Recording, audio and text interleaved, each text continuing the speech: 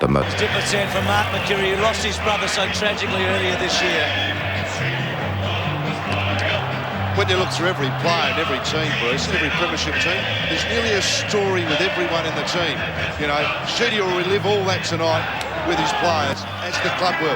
Jason, it's just one of the great nights in footy, isn't it? Oh, it is. When you're on there winning into one of these.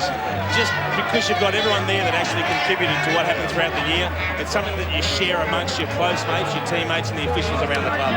Plugger's got Michael Long. Plugger. Yeah, I got Michael Long here, Bruce. Well, Longy, how's it feel, mate? Oh, no, I think it's been a great effort all year, but this is the one we're really after, and we really worked hard for it today. Yeah, certainly after last year, certainly a great result this year, and I'm sure you'll enjoy it.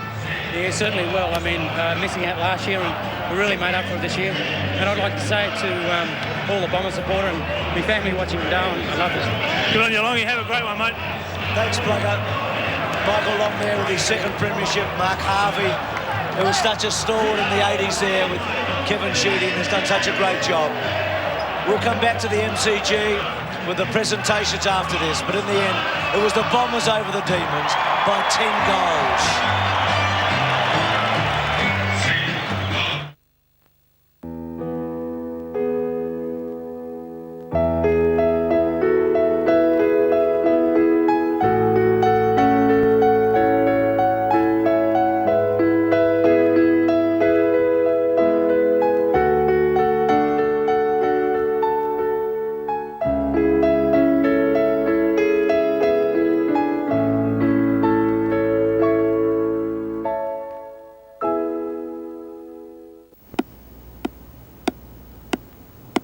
In just 20 minutes, a compact Neo server can get a small business networked and online. All you need is a pair of scissors.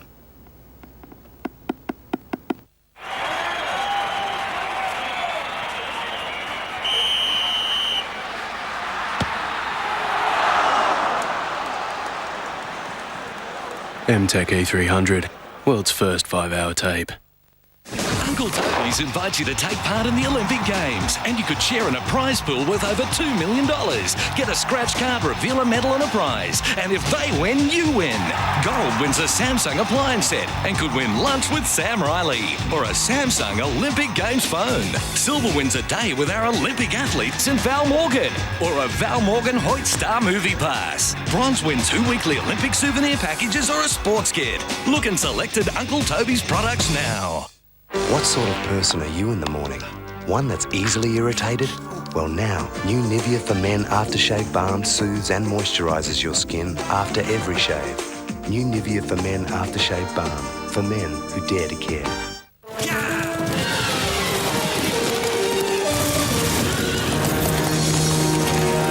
We may bid the mob good day.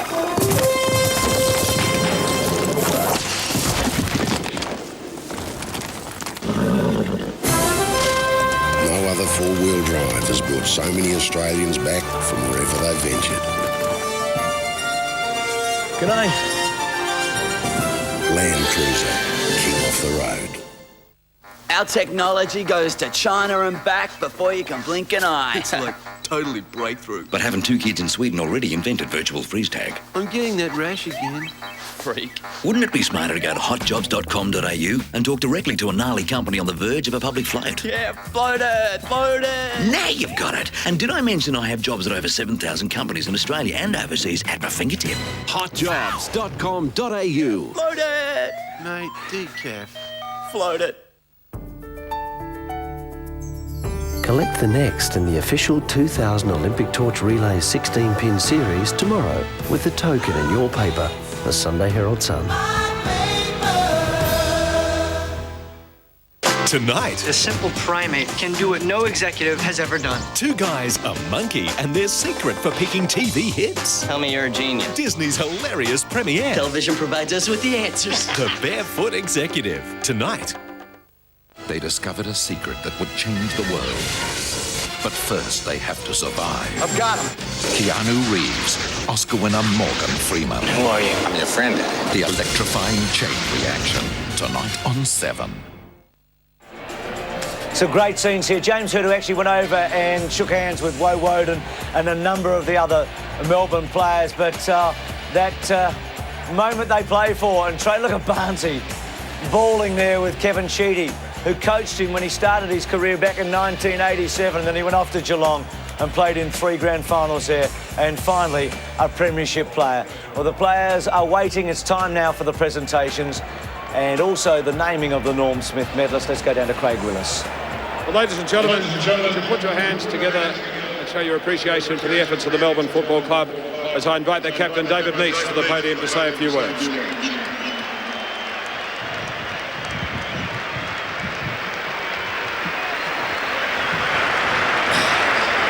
Well, firstly, to the Essendon Football Club, just want to congratulate them on a fantastic season and a fantastic game today. Also to the AFL and their major sponsor, Coca-Cola, for all their support. The Melbourne Football Club, who have been fantastic this year, and our sponsors, LG, Tui's and Fila, for their support. They've been great this year. To our players, our coaching staff and all of our support staff, it's been a big year, and look, all their efforts have been fantastic, and it's a bitter pill to swallow today, but hopefully we can get back here and give it another crack sometime in the near future. And to our fans, it's a bit disappointing today, obviously, but stick with us, and hopefully we can have some more good times in the future. Thank you very much. Commiserations to the Melbourne Football Club. Well, ladies and gentlemen, just before we make our grand final presentations, it's appropriate that today we make the presentation of the Coleman Medal, awarded to the player, of course, who kicked the most goals during the home and away season. To present the medal, please welcome back to the MCG a man who won the Coleman Medal on 4 occasions. I'm going to ask the greatest goal kicker in the game, Tony Lockett, to present the Coleman Medal to Matthew Lloyd of Essendon.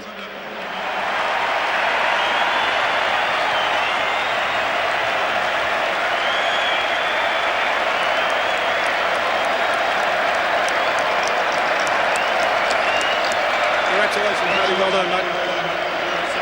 Just say a quick word. Can I just say first to Melbourne, thanks for a great game. But to the Essendon boys, we've worked so hard for this. I reckon it's been 2 years of hard work and we've finally got here. But most of all, to all the supporters, you've been fantastic. Been here all year and love yous for it. And to my parents, Brett, Simon, Coley, Lisa and Mary, I owe it to you. Thanks a lot. Matthew Lloyd, Coleman medalist. And now, thank you, Plugger. Ladies and gentlemen, would you welcome former Collingwood champion and Hall of Fame member Lou Richards to present the Norm Smith Medal to the player adjudged best of field in the 2000 Coca-Cola Grand Final. And the winner of the Norm Smith Medal in today's match is James Hird of Essendon.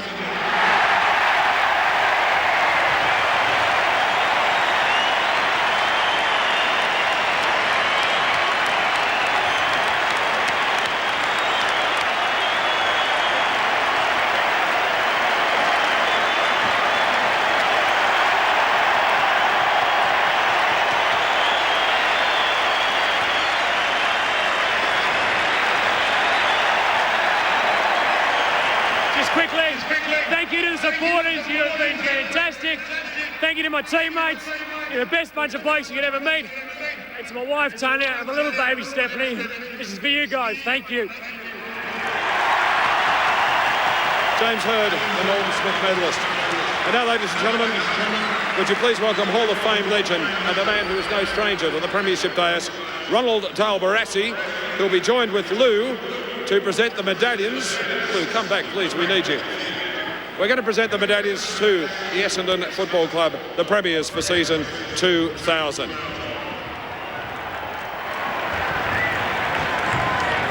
Beginning with number 1, Mark Johnson.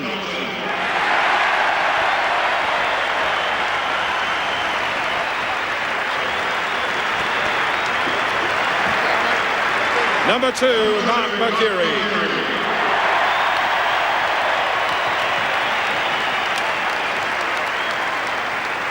Number 6, Sean Wellman.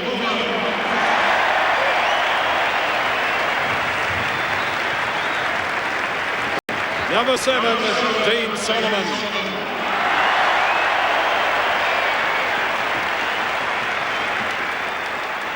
Number 8, Darren Buick.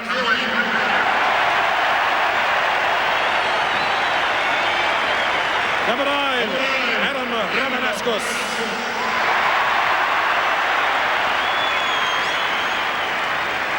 Number 11, Damien Hardwick.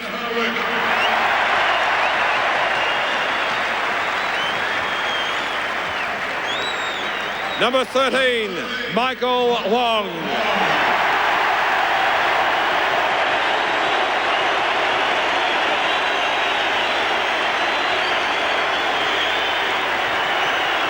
Number 14, Jason Johnson.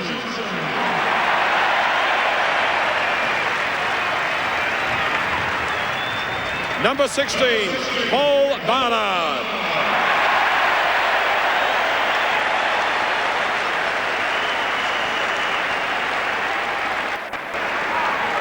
Number 18, Matthew Lloyd.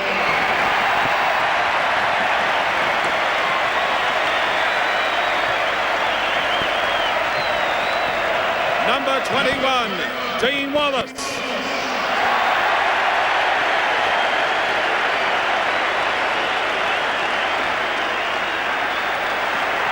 Number 22, John Barnes.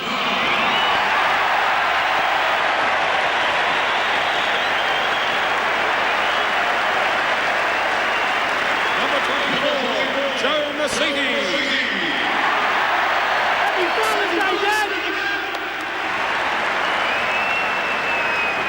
Number 25, Scotty Lucas.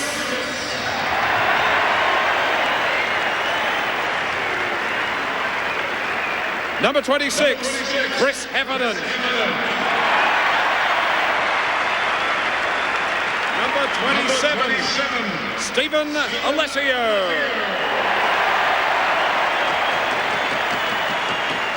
Number 29, Gary Moorcroft.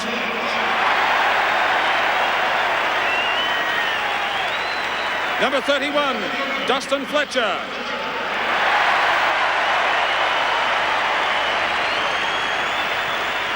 Number 32, Justin Blumfield.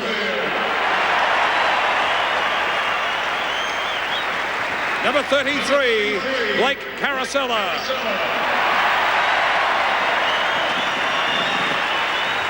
Ladies and gentlemen, the coach of the Essendon Football Club, Kevin Sheedy.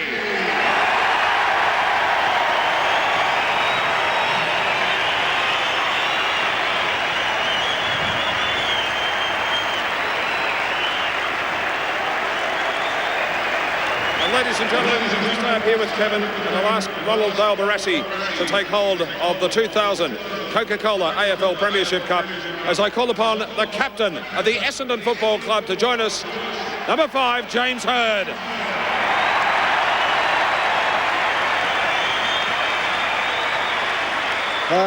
Thanks, ladies and gentlemen, all the fans that have followed footy all of your lives. I can assure you that this team has deserved the premiership. I've got no doubt about that. To all you Bomber fans, thanks for your loyal support, and to all the parents that produce our footballers all around Australia, thank you very much for looking after the game. Thanks a lot.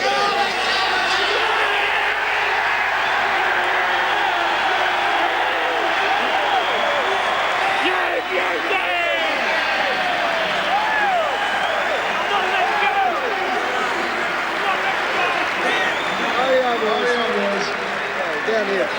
All down to there.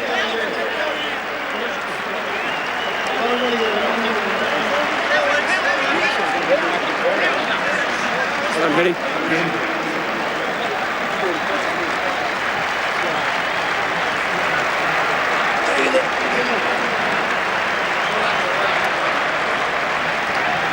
Well, ladies and gentlemen, that concludes the official presentation. After the photographs have been taken, we'll invite the Essendon Football Club, the premiers in season 2000, to do a lap of honour of the MCG. On behalf of Coca-Cola and the Australian Football League, we hope you've had a great afternoon here at the Melbourne Cricket Ground. Gee, they're a united team, no doubt about that. We're going for a break. We'll be back with a lap of honour right after this.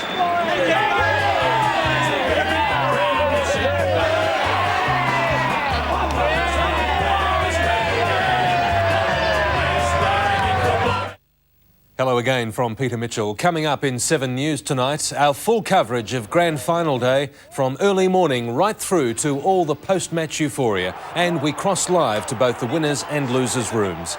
An emotional day in Sydney for the official opening of the Games Village at Homebush. Picket lines thwart delivery of the Grand Final edition of the Age newspaper.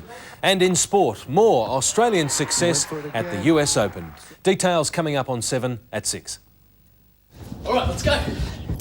Come on, we're drinking. Stop yourself here. All right, take a taxi. Every time he gets the ball. Here, Bass. Stop yourself here. Can't, mate. Stop yourself here. There's alcohol in your blood. Well, we'll stop you here.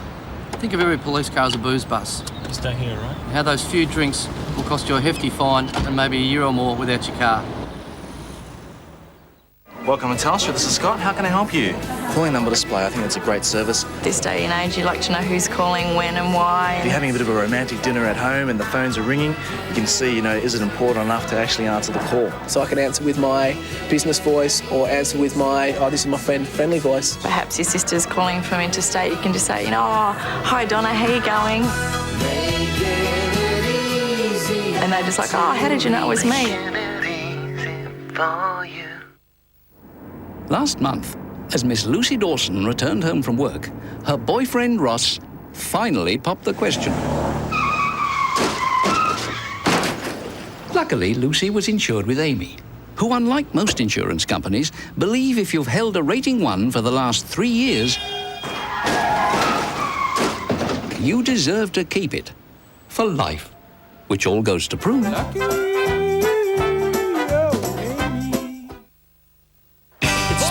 Game. It's my paper, it's my town. That's why I live here. It's my game, my paper, my town.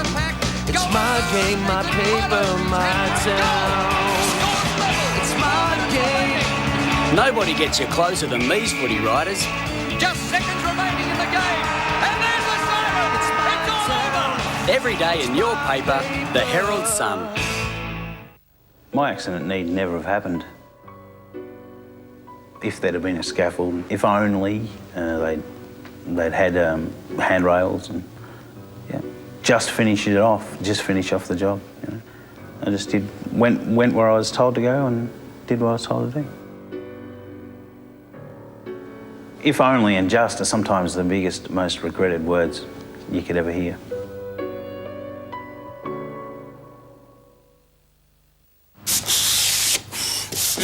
At Mitre 10, we understand that you want to give Dad something he'd really love for Father's Day.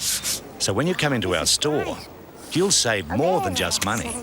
How can I save it? There are hundreds of great gifts to choose from. How big's the Toby? Not that big. That big? It's pretty heavy. So come to Mitre 10 for your Father's Day gift and save Dad's day. Wake up, Dad.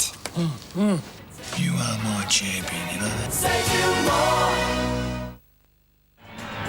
Jason Dunsell with me, who's been through all this at Hawthorn on 4 occasions, but great scenes for the Bombers.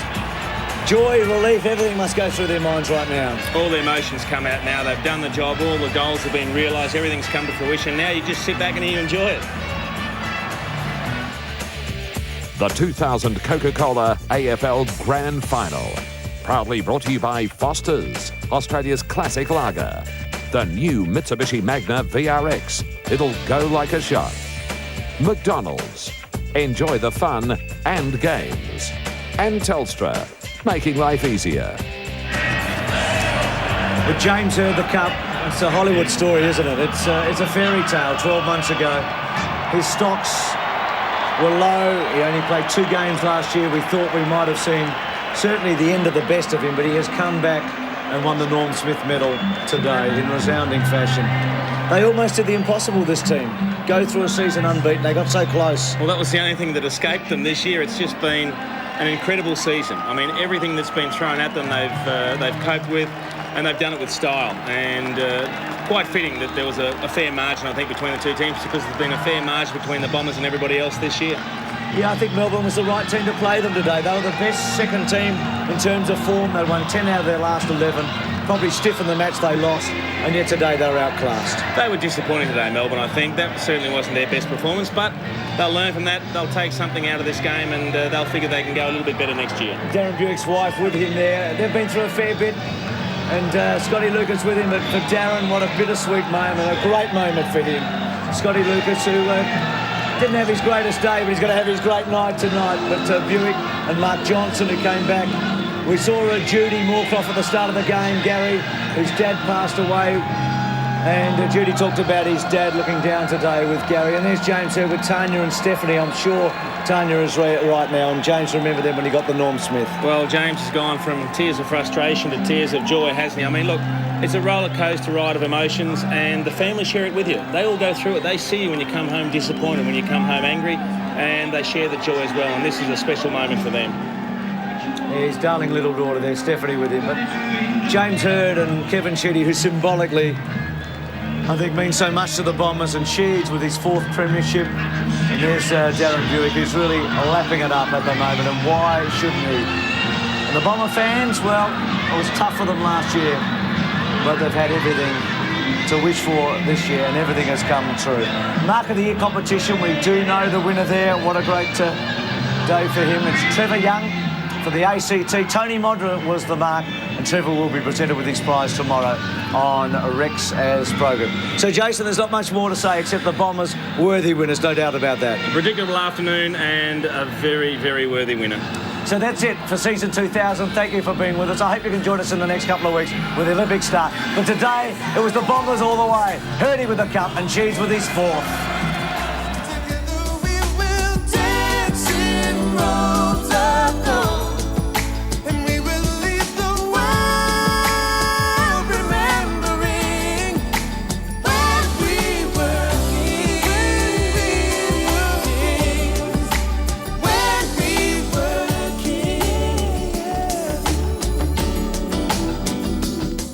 The 2000 Coca-Cola AFL Grand Final.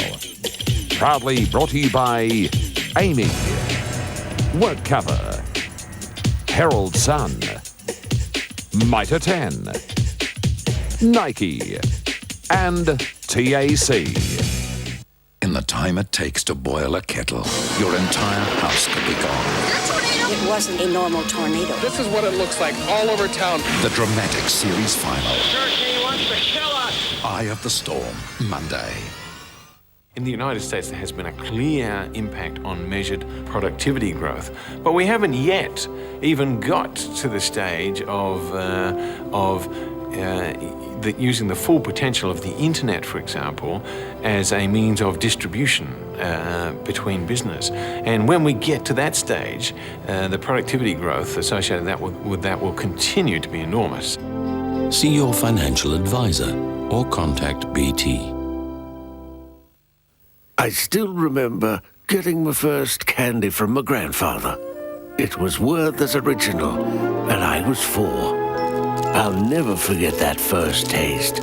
Sweet and creamy, and just plain good. I felt I was really somebody special. Now, I am the grandfather. And what else would I give my little grandson but my Werther's Original? He's somebody special, too. A man-made virus has just been set free. What the hell's going on here? In Chicago Hope. Aaron's got it. And unmissable to our special event. So we're helpless. Chicago Hope, Monday. Watch our team take on the world. Channel 7, Australia's Olympic Network.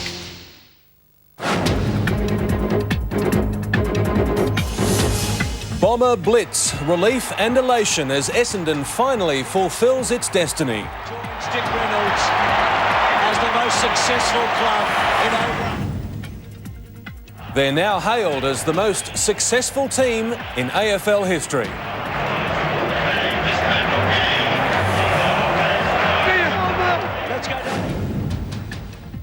And Captain Courageous, James Hird, the Norm Smith medalist. You're the best bunch of blokes you ever meet.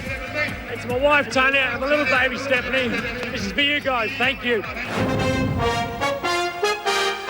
7 News with Peter Mitchell. Good evening and welcome to this 2000 Grand Final edition of 7 News. And a capacity crowd of 96,249 crammed into the MCG to witness the Bomber Blitz. The clash of two traditional Victorian clubs sparked a fierce rivalry amongst the massive crowd. Darren Linton begins our coverage of Grand Final Day. MCC members were shaking their heads at the size of the Grand Final queues. Every heart beats true for the Reds. Come on, sing along. More than 40% of MCC members barracked for Melbourne or Essendon, many prepared to camp out overnight to make sure they got a seat. When the gates opened, the crush became a rush. Please walk through this corridor for your own safety. Do not run along the corridor, please. I'm okay. The next challenge, somewhere to sit. When you get here, buddy. I got you up. Within minutes, it was standing room only, while over at the North Melbourne breakfast, they were on their feet as well to honour a grand old lady.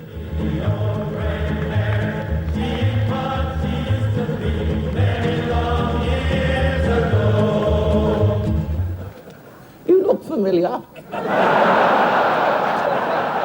Sir, with the beard, I want to tell you this. You've been disgraced wherever you've gone. When you made such a kicked up such a fuss at Wimbledon, and you made such yes. Cheer up. Life begins at 80. The 35th gathering of football's greats was sadly without the man who started it, but Ron Casey was fondly remembered. I gotta say, and don't take this the wrong way, you're a heck of a crowd. It's a heck of a place. But the joint just seems empty without our mate, Case.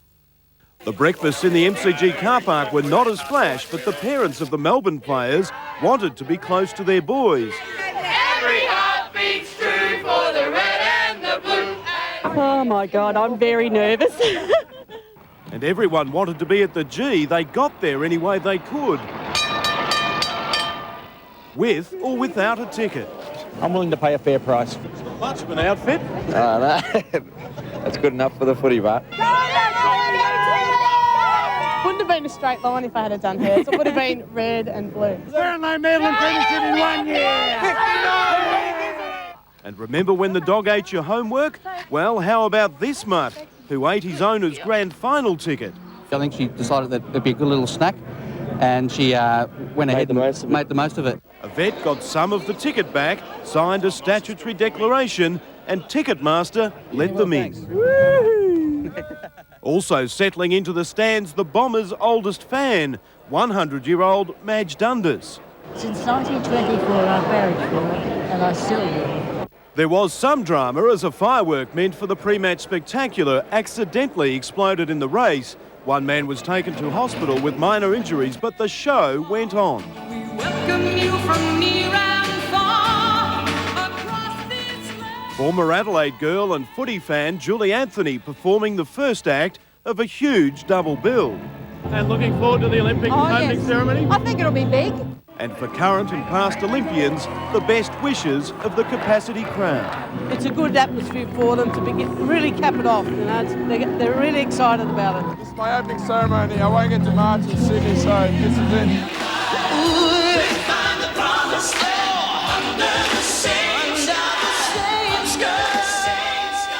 Oh, it's amazing.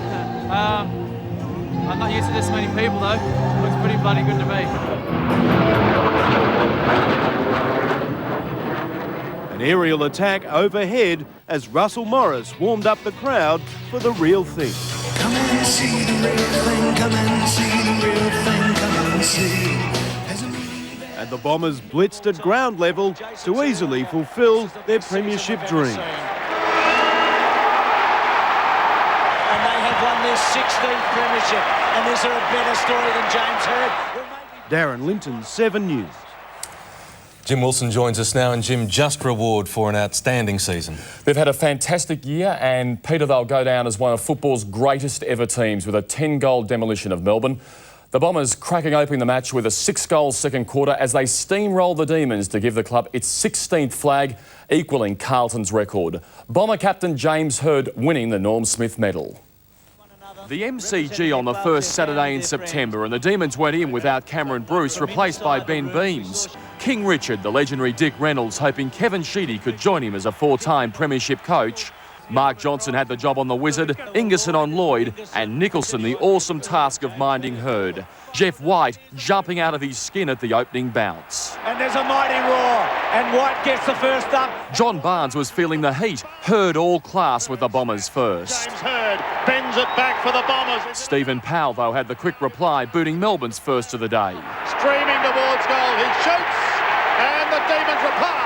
Carosella has had an outstanding season, and he booted the Bombers second, although Mark Johnson's decision to take on Farmer backfired, and Powell pounced. Powell to kick his second, and he's done it. Dean Wallace then clashed with Brad Green, while Carosella was cool under pressure.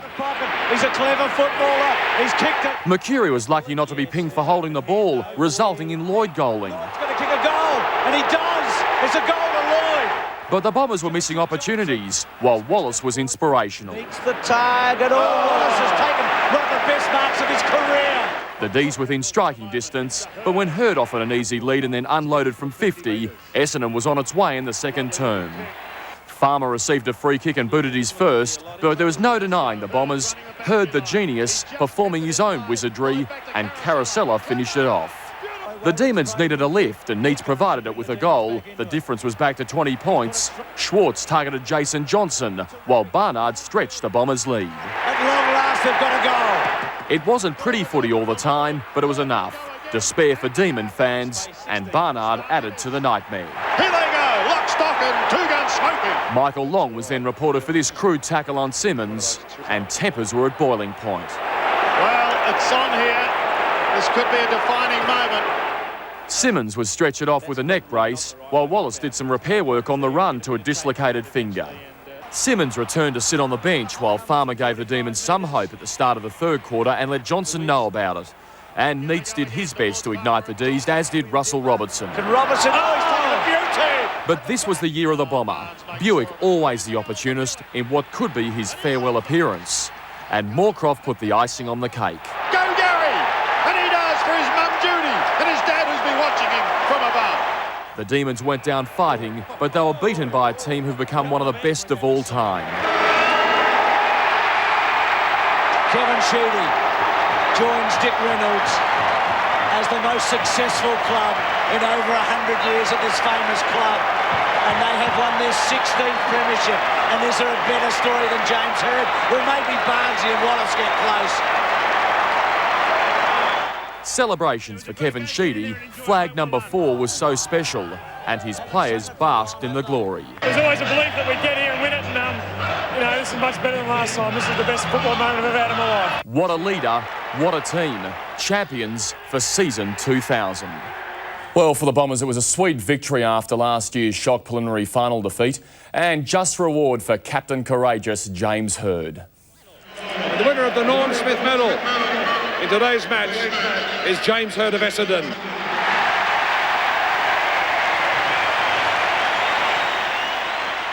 Thank you to my teammates. You're the best bunch of blokes you could ever meet. And to my wife, Tanya, and my little baby, Stephanie. This is for you guys. Thank you. All the fans that have followed footy all of your lives, I can assure you that this team has deserved the premiership. I've got no doubt about that.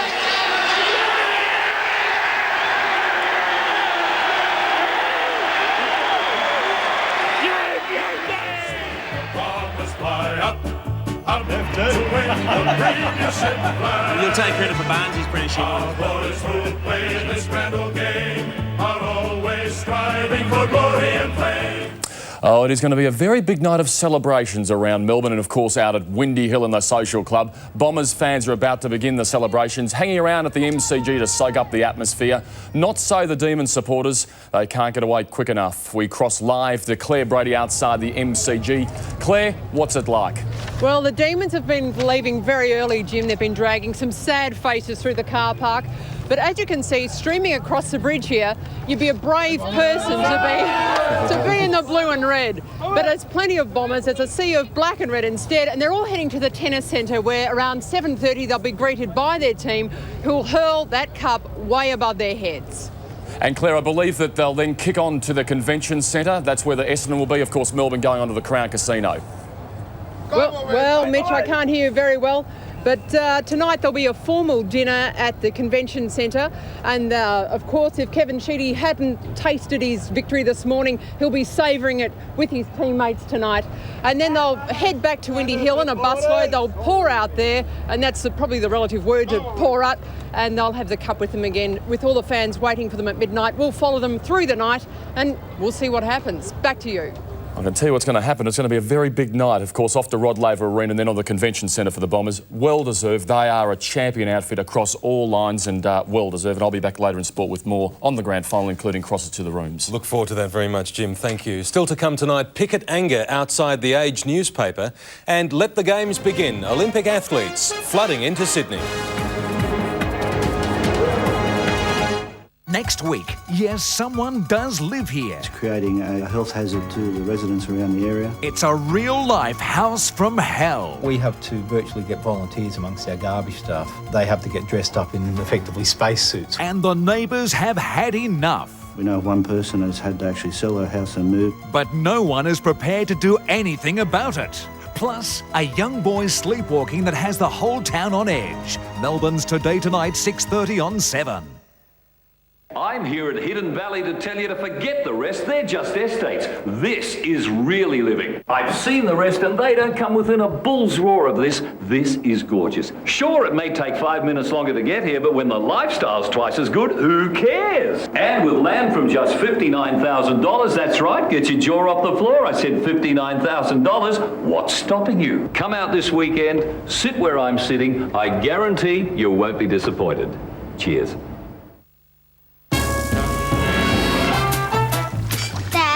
Where did I come from? Ask your mother. Mum, where did I come from? Well, dear, it all started out in a big rice field.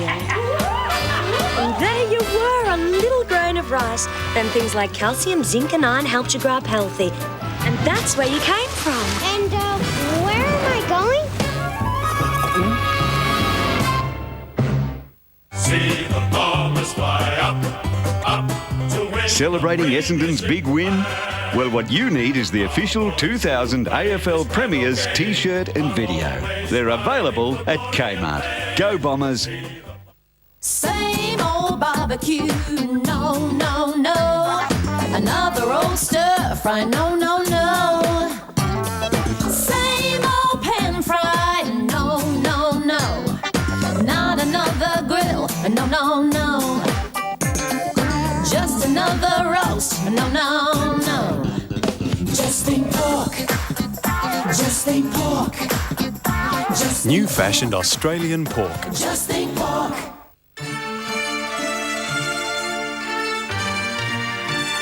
Hidden Valley, a corner of Tuscany, just a few kilometers from Melbourne.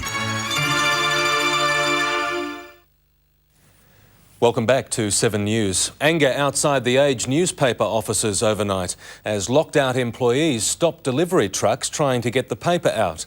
Picketers clashed with drivers and battled police who moved in to clear the way for the trucks. Trades Hall Council boss Lee Hubbard swooped in using his car to block the entrance. Fairfax had a huge profit, which was announced recently, but the company is simply not willing to share the rewards of that hard work that has been done by all of the workers here. The dispute follows a breakdown in negotiations over wages and profit sharing. Deliveries of the Sunday Age are also expected to be disrupted. The world's athletes are flooding into Sydney, the first major influx arriving today. They came as the Olympic Village opened its gates, and it's already being billed as the best ever. Until now, they've only dreamt of coming here. Hey man, how's it going? Some of the Nigerian women's football team have read about the Olympic city. The first time. First time to Australia. Long flight. But 11 degrees and drizzle wasn't the brief in all the books. This is very cold. Look at Cold enough to make the Canberra field you're supposed to play on curl up and die. So a lot of it died. The grass died because it's too cold. Yeah. Among the athletes, the American marching bands once told they weren't welcome. The Olympians came from a dozen countries. What am I expecting? Just to do my best. The biggest under the tightest security. America's boxing, sailing, triathlon and weightlifting teams kept behind a police line, surrounded by sniffer dogs. Onto buses to the Sydney Olympic Village and the Aussie Welcoming Committee. I've taken my annual leave to do this and I'm really excited. Oh, look, this is the best job in the world. I don't know why anyone would be anywhere else on a day like today. The birds singing, the sun shining, the athletes are arriving here, the games are on. Bus after bus, they disappeared through the gates. By the time of lights out tonight, we'll have 2,500 athletes from 84 nations in residence in the village.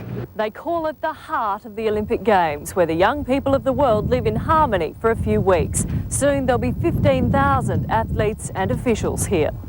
Certainly this is the 8th Olympic village that I will have lived in, and undoubtedly it's going to be the best village of all time. It's quite fantastic. So was the moment Australia's oldest living Olympian cut the ribbon to open the village.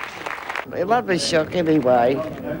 I thought I'd been forgotten for so long that it's come to light now. 93-year-old Olympic runner Edie Payne was overcome. Natalie Barr, 7 News. Cold and wet weather has failed to dampen enthusiasm of the crowds following the Olympic flame on its triumphant procession towards Sydney. There were some particularly interested spectators as the torch passed through the Western Plains Zoo. Then it was on the road to Orange for a lunchtime stop, but after the normal pedestrian pace of the relay, the torch suddenly zoomed ahead. Motor ace Craig Lowndes had the honour of taking it around Bathurst, but he says it's probably his slowest ever lap. Back to Jim Wilson now with the rest of today's sport. Thank you very much, Pete. And coming up, more success for the Aussies at the US Open. And we cross live to both rooms at the MCG.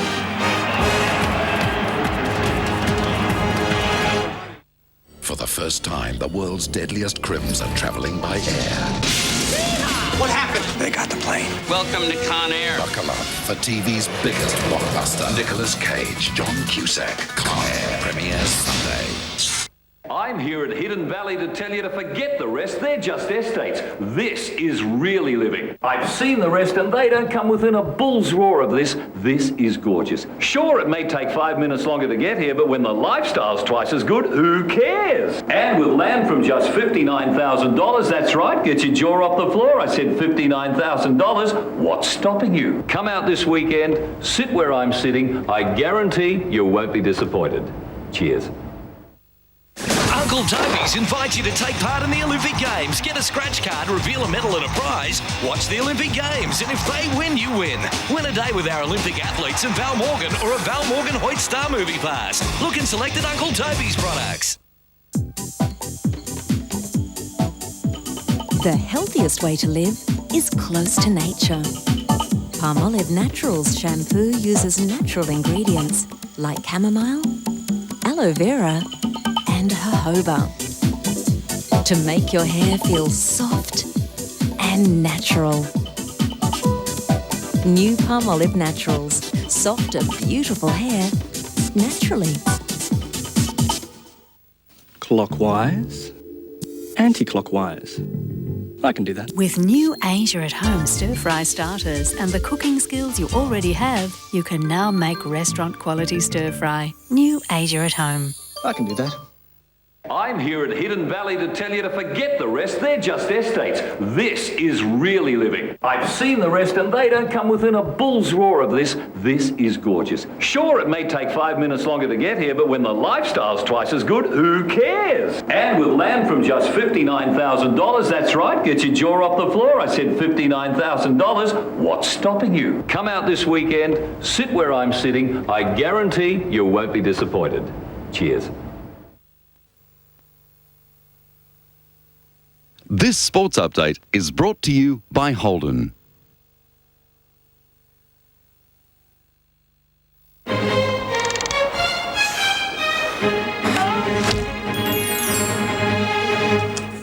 The The all-conquering Bombers have started their celebrations following today's grand final victory. Craig Hutchison is in their rooms, and Hutchie, they were simply unstoppable. Euphoric scenes in here tonight too, Jimmy. The room's absolutely jumping, crowded with people and onlookers and well-wishers, and the players are certainly very excited. Mark Harvey, the assistant coach, has just broken from the team meeting.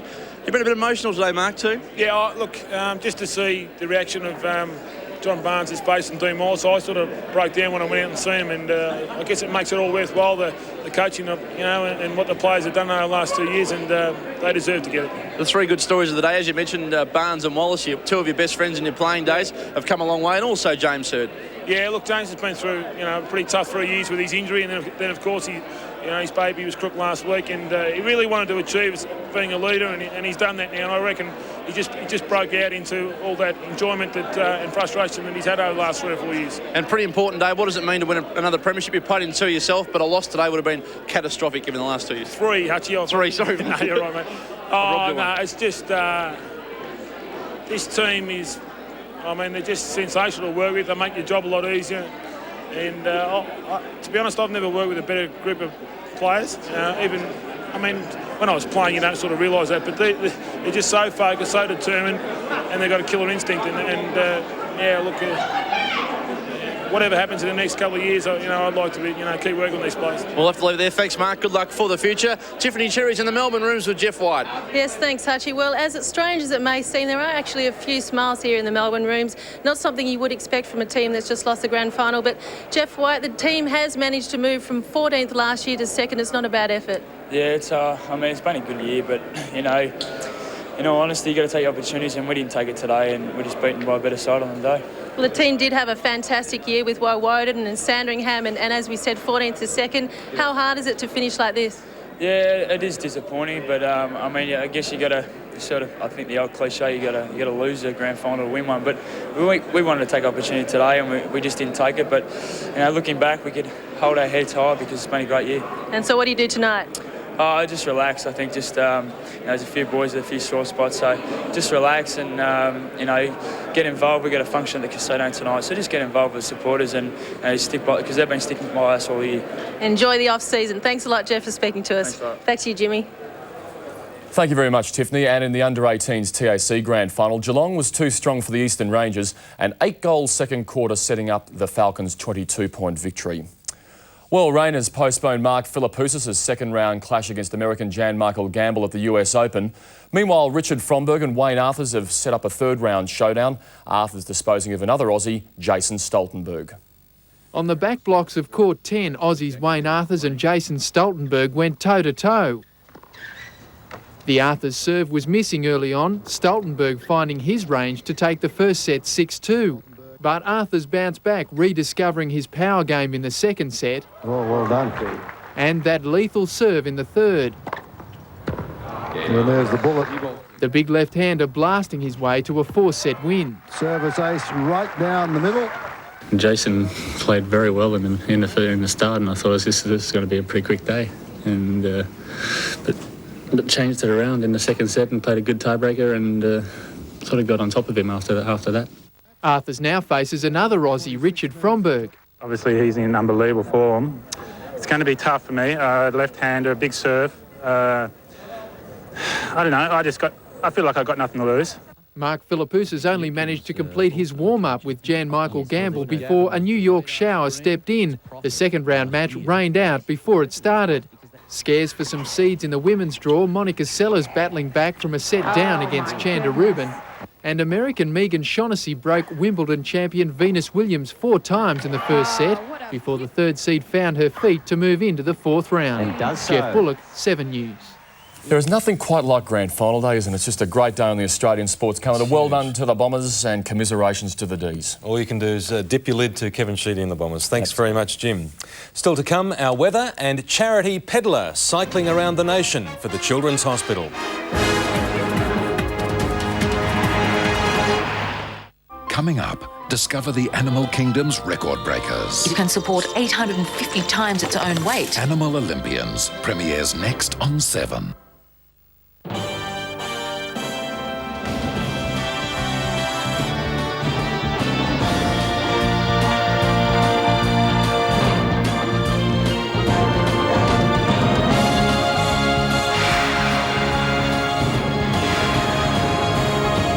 supports and celebrates our Olympians' drive to win.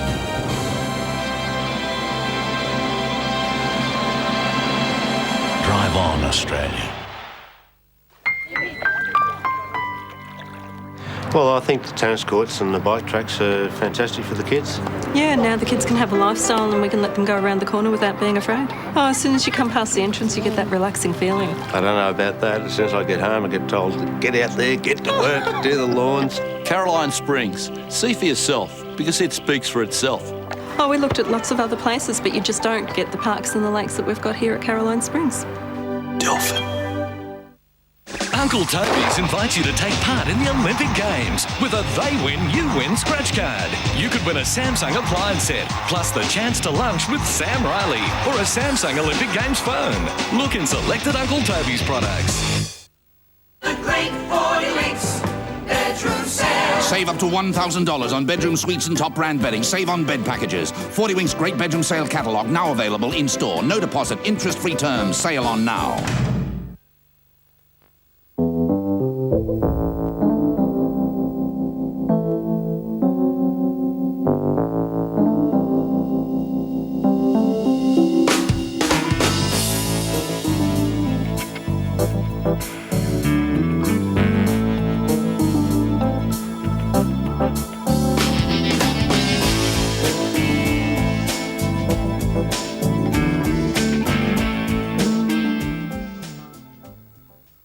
Tonight's weather, proudly brought to you by Delphin's Caroline Springs. Welcome back to 7 News. A young man saved by the Royal Children's Hospital as a boy has embarked on a 13,000-kilometre journey of thanks. Stuart Dyer left today to cycle around Australia to raise money for the hospital. Stuart underwent open-heart surgery when he was 9. The hospital also saved his sister and niece, who suffer from the same congenital heart condition. Potentially I wouldn't be alive today if I didn't have the operation 20-something years ago. So it was important that I sort of show my gratitude back to them. Well done, Stuart. Now to the weather, and a month earlier than usual, we couldn't have wished for a better grand final day. Plenty of sunshine and a top of almost 18 degrees. Showers are on the way tonight, though. Rain across most of Victoria last night, so we were very lucky in Melbourne today. Overnight, Mildura managed 20 millimetres and down at Cape Otway 15. A cold front will move across the state tonight. We can expect showers in Melbourne after 9 p.m. A second front will cross later on Monday with a little rain, leaving occasional showers into the new week. A few showers for Perth tomorrow, 17, early rain easing in Hobart, and a morning shower for Adelaide, but mainly fine. The Victorian forecast, showers becoming more extensive from the southwest overnight, contracting to southern parts tomorrow and becoming well scattered. In the high teens up along the Murray, 13 for Ballarat. On the bays, the north to northwest wind gusting at 20 to 30 knots overnight, so a strong wind warning has been posted. It'll shift westerly and ease to 15 to 20 knots by the morning. Across Melbourne, showers tonight, clearing to a mostly fine Sunday with just 1 or 2 showers about and a top of 16 degrees after an early morning low of 10. And through into our first full week of September, Monday mainly fine and 18, but late rain moving in, leaving a few showers for Tuesday and 14. Wednesday should be fine and up to 17. Thursday showers later becoming more frequent on Friday, then mainly sunny next Saturday. And that's the way it is this Saturday, the 2nd of September. Thanks for your company. Coming up, the world around us, but from the news team, congratulations to the Essendon Football Club. Good night.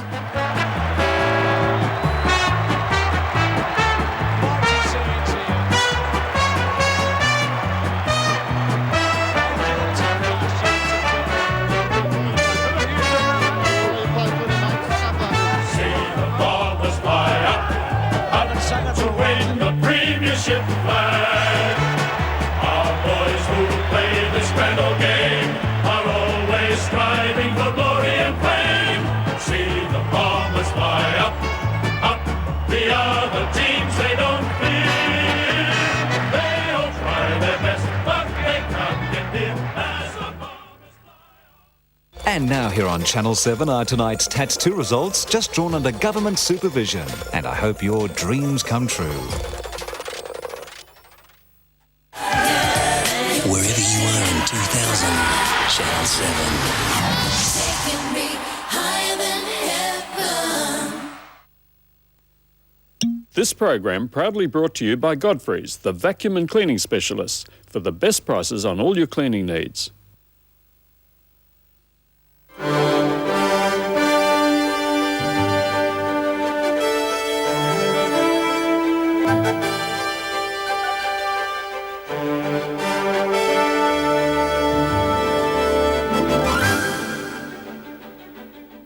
Hello again and welcome to the world around us.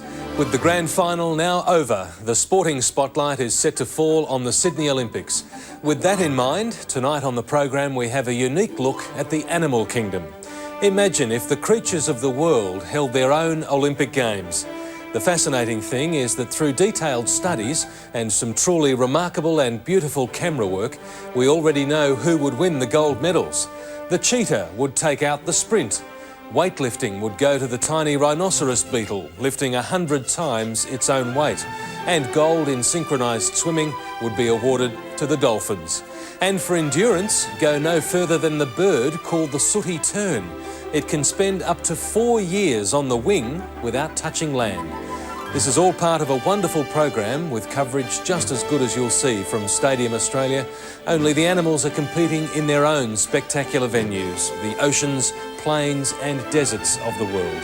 On your marks as we explore Animal Olympians.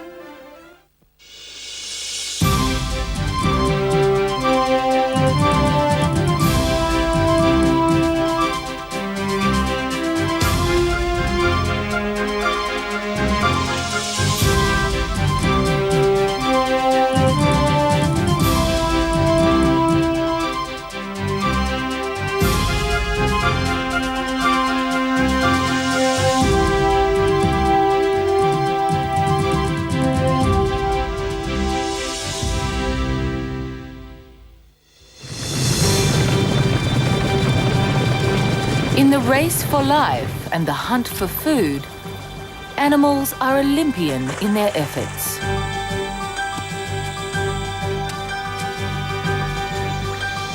The rhinoceros beetle holds the gold medal in weightlifting. There are fish that are champions in archery, gymnastic spiders, wrestling lizards, high-jumping fleas, and dolphins which excel in synchronised swimming. The oceans, plains, and deserts of the world are the stadiums for these life and death challenges. Awards for success lie not in the glory of gold medals, but food for themselves and their young, or the rights to a mate. Of all arenas of life, the African savanna is among the most competitive. Food seems plentiful, but predators compete for prey that is fleet of foot.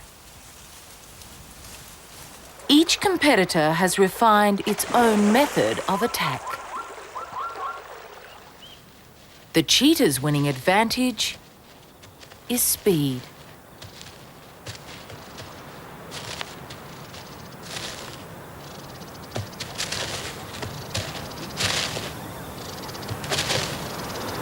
Able to maintain 100 kilometres over 500 metres, it is 3 times quicker than the fastest man.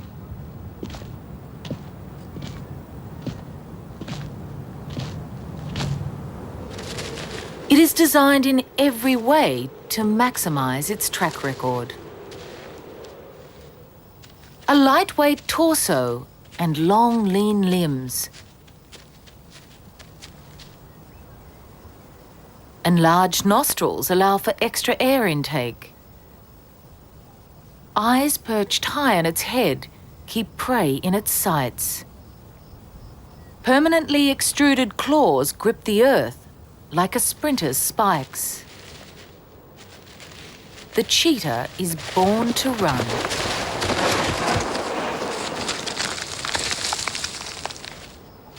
Always primed for the chase, they cannot predict the starting signal for their next race.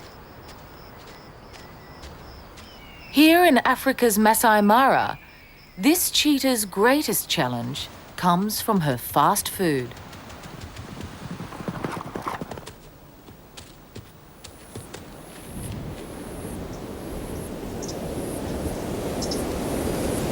Athletes adore an appreciative crowd, but she must perform unnoticed.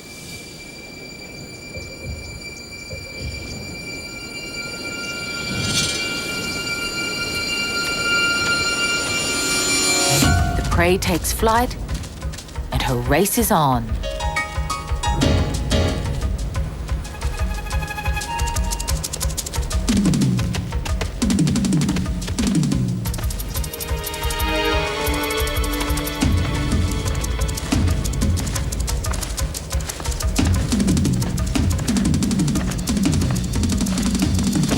This stiff competition between predator and prey has given rise to the cheetah's remarkable athletic performance.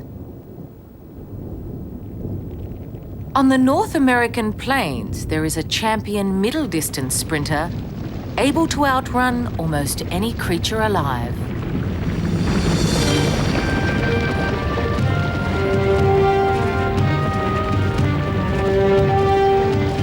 Today, there is no predator on the American plains that can even come close to a pronghorn.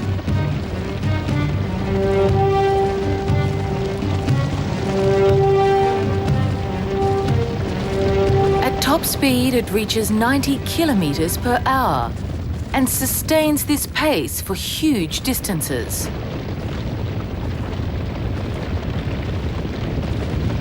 But why run so fast when you have no one to run from? The most plausible scientific theory lies in prehistory, at a time when high-speed predators were on the prowl. Prehistoric versions of the hyena, various species of wolf, unusually long-legged bears, and 2 species of cheetah once hunted pronghorn, and would have all contributed to its extraordinary running prowess.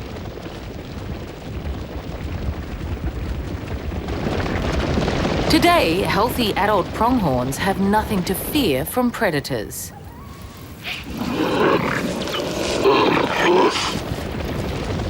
Long, slender limbs and large heart and lungs have ensured that this marvel of biochemical engineering is always leaps and bounds ahead of its pursuers.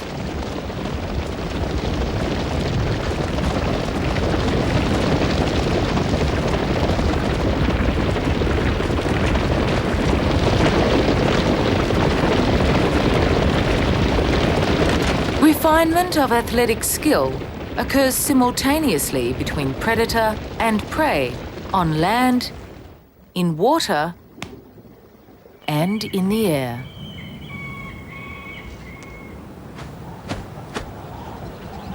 The peregrine falcon, at 150 kilometers per hour, wins the gold medal for speed.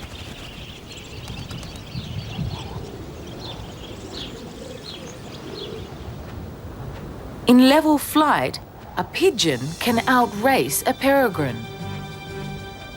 But this hunter's competitive edge is the use of gravity. It's from up here, a mile in the sky, that the peregrine is able to reach its full potential. It tucks its wings against its body and stoops in a perfect teardrop shape.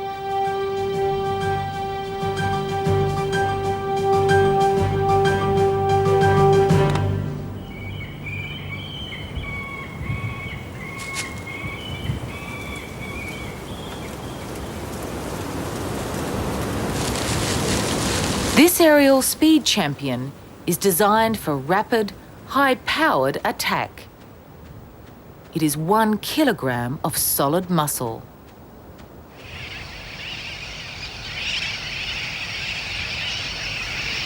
The sooty tern is another of nature's great athletes of the air. While almost the same length as the Peregrine, it is only 1/5 of its weight. Its forte is not speed, but the long-distance marathon. More than 4 years on the wing, rarely, if ever, coming down to rest.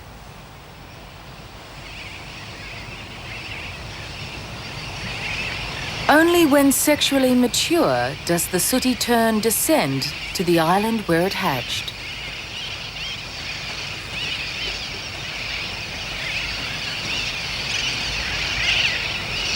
Here on Michaelmas Cay on Australia's Great Barrier Reef, breeding occurs throughout the year.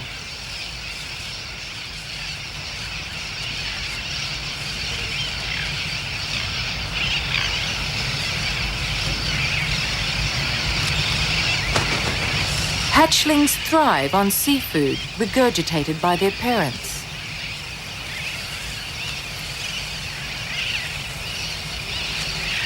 At just 1 week old, they prepare for their marathon.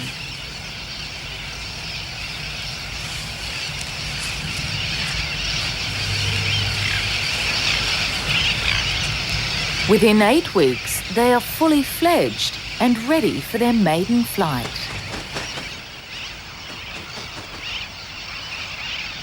For the next 4 years, they will be vagrants on the open ocean, sleeping and eating on the wing, with no set route to their marathon.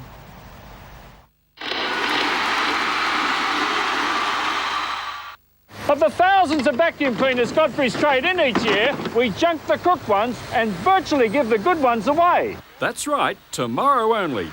Out go famous brand cleaners, rechecked, working and guaranteed for a crazy $29. You heard right, only $29. And for new bargain hunters, the brand new Dust Flow, a great buy, just $59.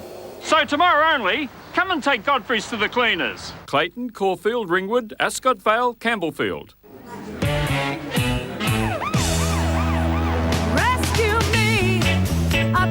Because mess is always happening, new Pino Clean antibacterial quick cleanups are pre-moistened and the handiest way ever to clean up and throw out dirt and germs in one step, leaving a hand free for the more important things. New Pino Clean quick cleanups. Pino Clean, the clean you can trust. My best friend's Betty. My best friend's Betty. My best friend's Betty.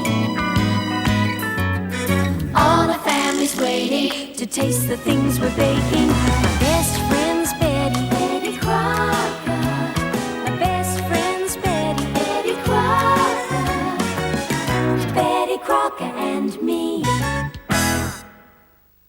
We're going to change your mind about colouring your grey with Just for Men. You look so natural, no one can tell with Just for Men. Apply, and in 5 minutes, grey is gone. No one can tell with Just for Men.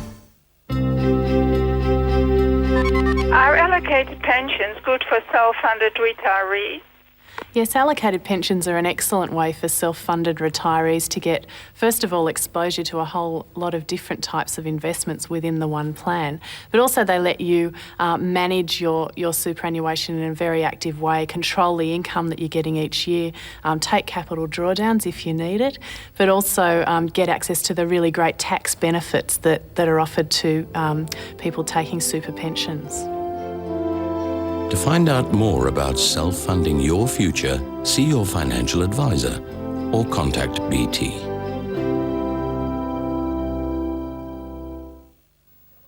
Hello? Hello, I see you've got a car for sale. Yes, that's right. Good. I'll be round before lunch. Fine. After washing your car, use T-Cut Colour Fast to quickly restore lightly scratched and dull paintwork, enriching the colour and adding a deep triple wax shine that lasts. Hello. T-Cut Colour Fast, the easy way to clean, restore and wax your car with brilliant results. Tonight. A simple primate can do what no executive has ever done. Two guys, a monkey, and their secret for picking TV hits. Tell me you're a genius. Disney's hilarious premiere. Television provides us with the answers. The Barefoot Executive. Tonight. They discovered a secret that would change the world. But first, they have to survive. I've got him. Keanu Reeves, Oscar winner Morgan Freeman. Who are you? I'm your friend. The electrifying chain reaction. Tonight on 7. One of the most energy-efficient means of cruising the oceans is sailing. And nature's most accomplished sailor is the bluebottle. This simple jelly-like creature tackles the wildest winds and turbulent seas, yet manages to stay afloat. It is not a single animal, but a colony of 4 polyps. The float is one single individual. Of the other 3 polyps, one digests prey, another reproduces, while the most elaborate takes the form of long, venomous tentacles. By contracting its crest, the float controls its angle to the wind.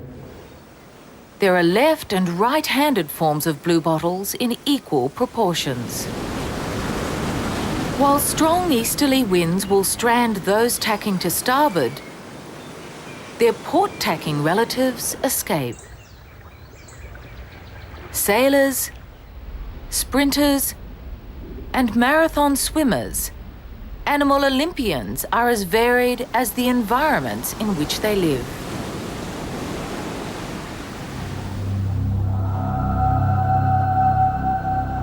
The desert sands of Namibia are home to a remarkable miniature acrobat.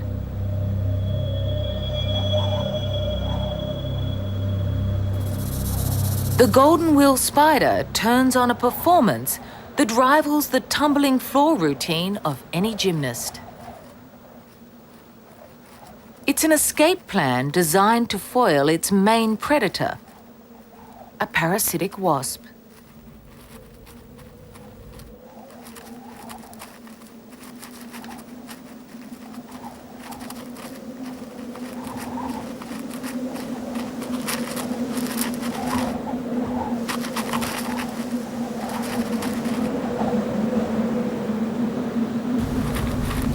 Even within its carefully excavated burrow, this spider is not safe from its persistent hunter.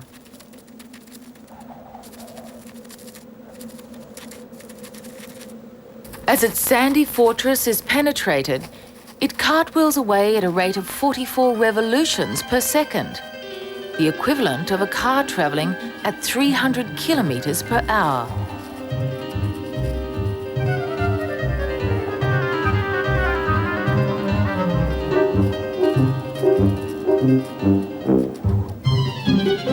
Prey must often resort to an element of surprise to confuse their predators.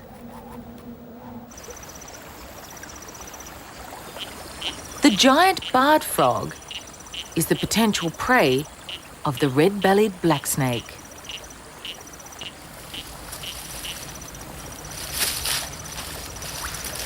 While the blacksnake has the edge on land, this frog's specialty is the breaststroke.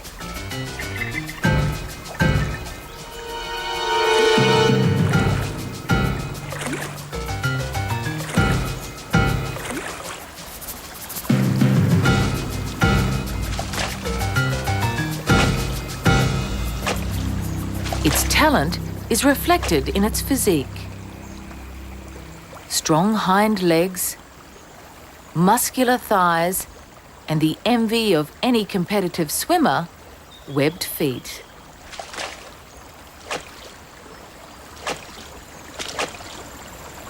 But there are other means of leaving a predatory snake in your wake.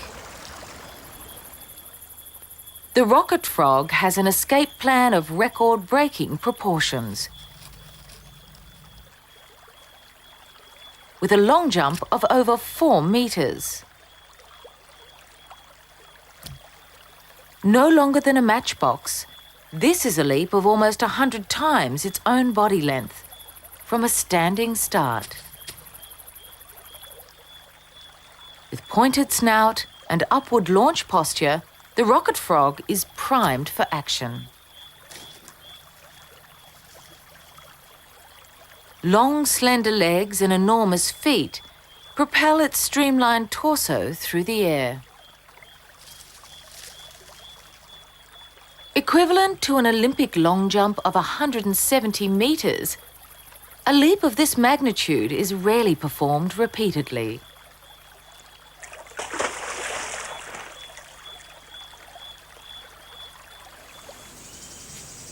Yet Australia's red kangaroo can leap in 5-metre bounds for kilometres without signs of fatigue.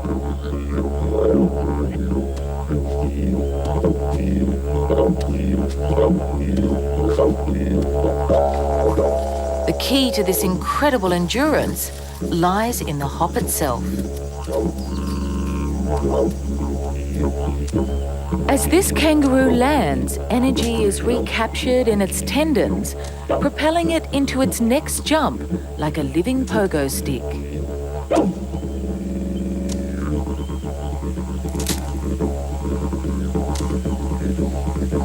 This efficient long jumping ability enables kangaroos to flee predators and reach food and water on a vast continent.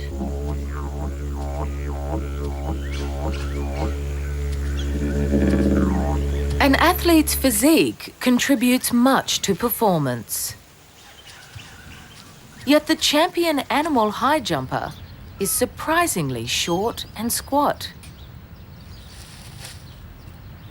Smaller than a match head, the cat flea can leap a staggering 33 centimetres in a single jump, equivalent to a high jumper soaring some 400 metres into the air. The flea relies not on its anatomy, but a catapult system. Each hind leg is powered by a tiny block of elastic protein called resilin. With an acceleration of over 20 times that required launching a space rocket, a trigger mechanism releases the resilin, extending the legs in less than a millisecond. Unlike typical muscles which tire, resilin allows fleas to perform some 600 jumps per hour for over 3 consecutive days.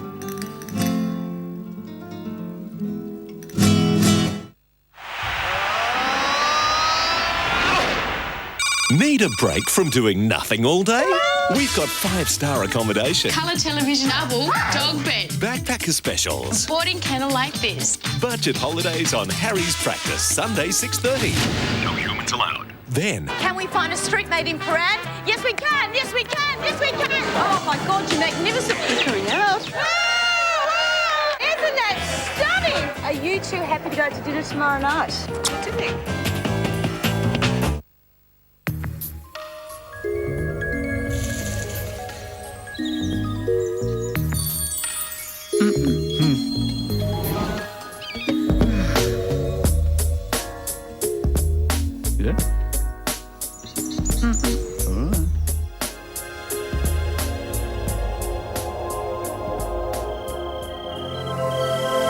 Night, darling. New 5-star Verada. It is Mitsubishi. And it's another goal for Shane Gould. I've been drinking soy for years now, and there's only one that suits my healthy lifestyle. That's Vitasoy. It's all natural and made from certified whole organic soybeans, which are thankfully free from genetic engineering. Yes, it's the organic soybeans which make Vitasoy taste so great. Vitasoy really is the gold standard in soy drinks. When organic means a lot to you, you'll drink Vitasoy too.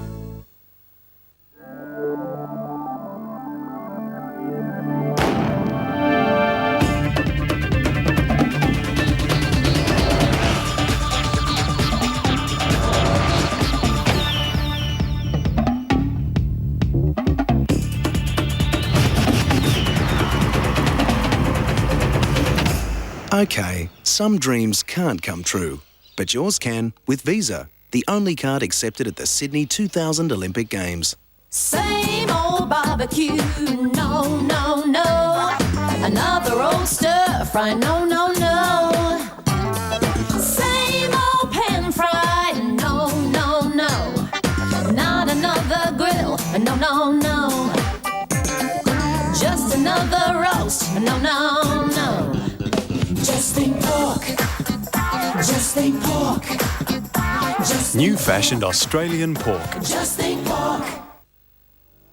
Life is changing so fast, it's scary. But you only get one chance.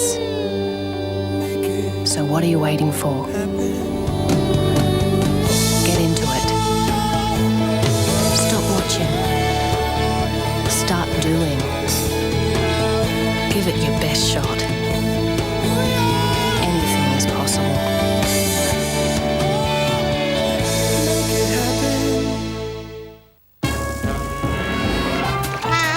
Where did I come from? Well, dear, it all started out in a big, big rice field. And there you were, a little grain of rice. Then things like calcium, zinc and iron helped you grow up healthy. And that's where you came from. Where did you come from, Mum? I don't know. Ask your Pop. Hey, Pop!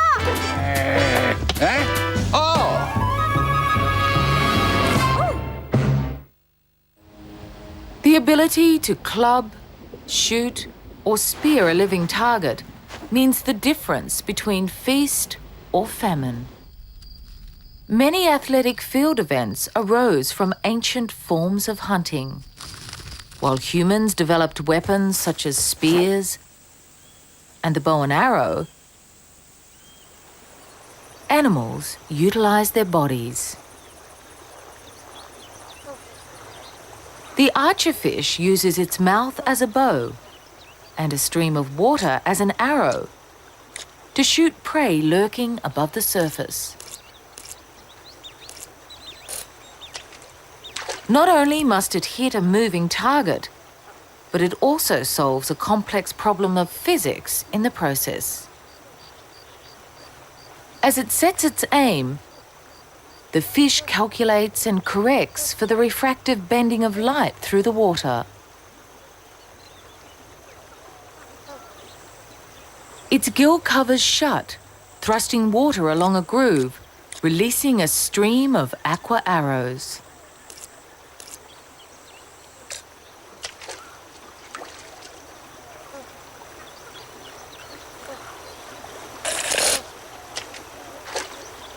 While the archerfish hunts aloft, some marine creatures dive great depths in search of their prey.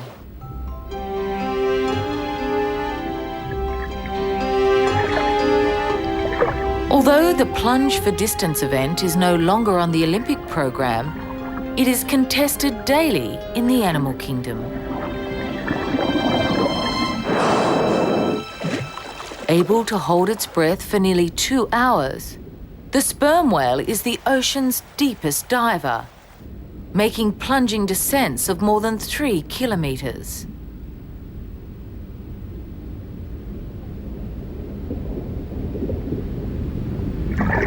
Second place deep diver is the elephant seal.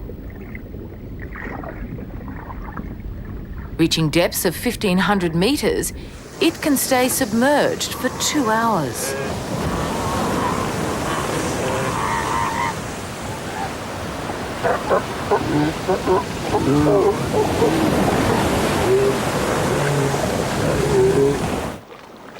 Third ranking deep diver is the Weddell seal, reaching depths of 700 meters.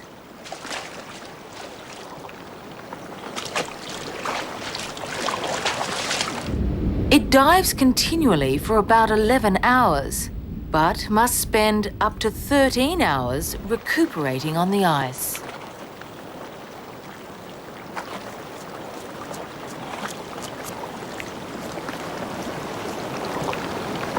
Seals are superbly adapted for their life in the interface between land and sea. These sea lions are not champion deep divers, but synchronized swimmers. Their grace and agility in the water not only makes them efficient hunters, but a joy to watch.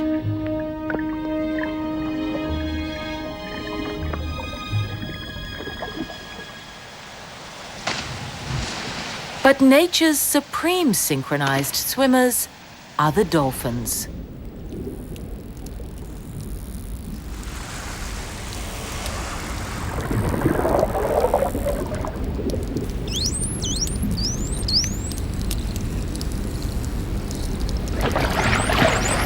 Perhaps the most impressive performances are those orchestrated in the tidal creeks of South Carolina, USA. Here, bottlenose dolphins synchronize to achieve a common goal.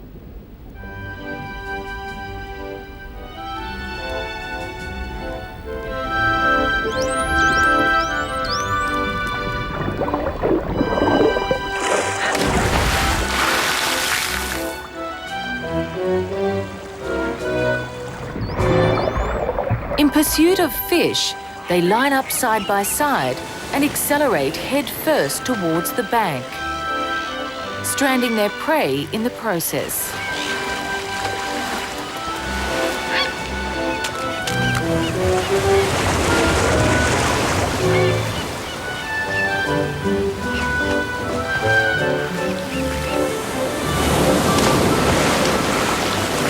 This cooperative effort means more food for the benefit of all.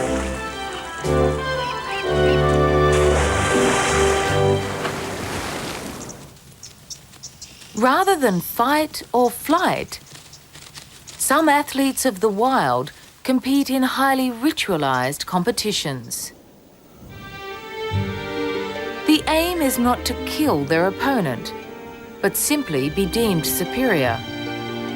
The event of the animal's choosing is as varied as any human Olympiad. Horned animals of the world have made a fine art of fencing.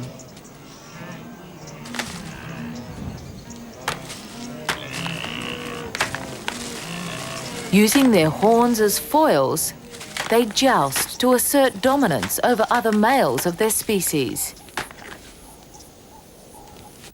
Every spring, the rugged slopes of Israel's Judean desert become the field of play for nature's most formidable fencing combatants, the ibex.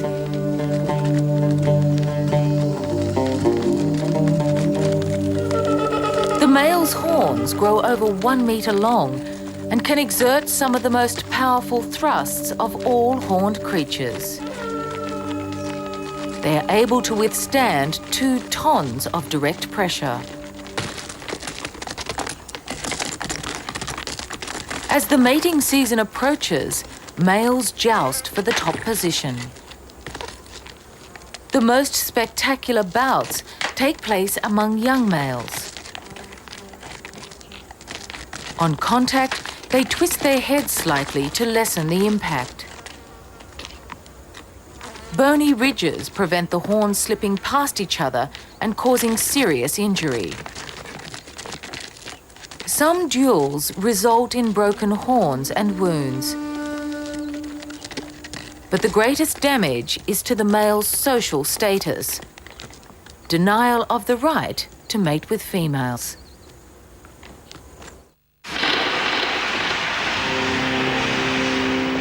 Next week, yes, someone does live here. It's creating a health hazard to the residents around the area. It's a real-life house from hell. We have to virtually get volunteers amongst our garbage staff. They have to get dressed up in effectively spacesuits. And the neighbours have had enough. We know one person has had to actually sell her house and move. But no one is prepared to do anything about it. Plus, a young boy sleepwalking that has the whole town on edge. Melbourne's Today Tonight, 6:30 on 7. Can a new cereal actually offer a noticeably different taste? Today, Brand Power looks at Just Right Fruit and Flakes. It has a unique combination of succulent raisins, banana, apple and coconut pieces with crunchy hazelnuts and crispy whole wheat flakes. There's no other cereal like it. Plus, it's high in fibre and a good source of folate and iron, so it's as nutritious as it is delicious. For a satisfying breakfast with a real difference, try Just Right Fruit and Flakes. Brand Power, helping you buy better. If you're one of the 7 million Australians who use phone or internet banking, paying your bills is as easy as can be. Next time you're phone or internet banking, why not pay your bills? This perfume is for me. And this perfume is for our home. Ambipur Perfume, the air freshener with real perfume. McCain Potato Nuggets have got the Wiggles! There's hundreds of prizes to be won, including the new Wiggles video and CD. Send in the barcode from your pack to enter and get a wiggle on. Ah, McCain, you've done it again! Don't wait, it's great, the great 40 Winks bedroom sale. 40 Winks present the greatest bedroom event of the new century. 40 Winks, great bedroom sale. Save up to $1,000 on bedroom suites and top brand bedding. That's right, save up to $1,000. Save on our great choice of bed packages. Save a full 20% on our huge Manchester range. Great bedroom sale catalogue now available in store. No deposit, up to 24 months interest-free terms on now. Wait, 40 Winks. Oh, it's all happening now. Look at this. He's away. Fantastic stuff. This could be it. We love our lamb. It's the flavour of Australia. It's easy to have flawless skin on camera. But in real life, without a lot of makeup, a dermatologist told me that retinol, the purest form of vitamin A, can actually reduce the look of fine lines. So, I tried this. It softened and smoothed my sun lines and left a fresh, healthy glow. Neutrogena Healthy Skin Anti-Wrinkle Cream with retinol. Dermatologists do more than test it. They recommend it. And so do I. Weighing in at only 2 grams, they may only be featherweights, but rhinoceros beetles are thought to be the strongest animals in the world. With claims that a rhinoceros beetle can support 850 times its own weight, Berkeley University scientists put this insect to the test. Laden with lead and walking on a treadmill, the beetles not only supported at least 100 times their own weight, but did so with such energy efficiency that it left the scientists baffled. By comparison, a human weightlifting champ can only support 17 times his own body weight in a single trestle lift.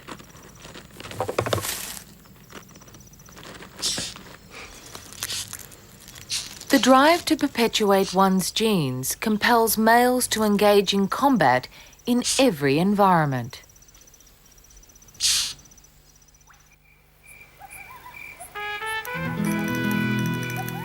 Deep in America's Sonoran Desert, we find a world-class freestyle wrestler.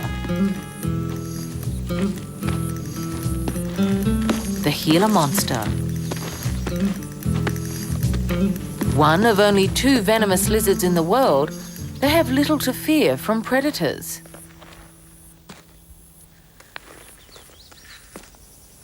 With a top sprint speed of only 1.5 kilometres per hour, it is not fast on its feet. For most of the year, this unathletic-looking reptile leads a leisurely life.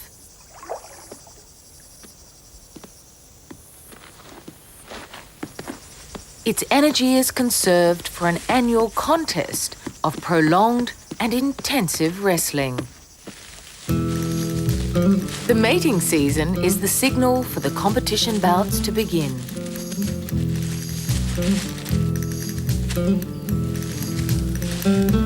Like wrestling, the aim is to pin down the opponent through a series of specialized moves. Without powerful gripping arms, these monsters use their jaws to wrestle opponents into submission.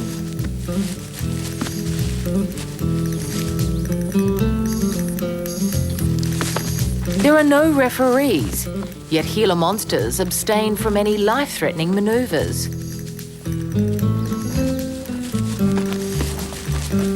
While human bouts can last only 5 minutes, Gila monsters wrestle repeatedly for over 8 hours until a winner is decided.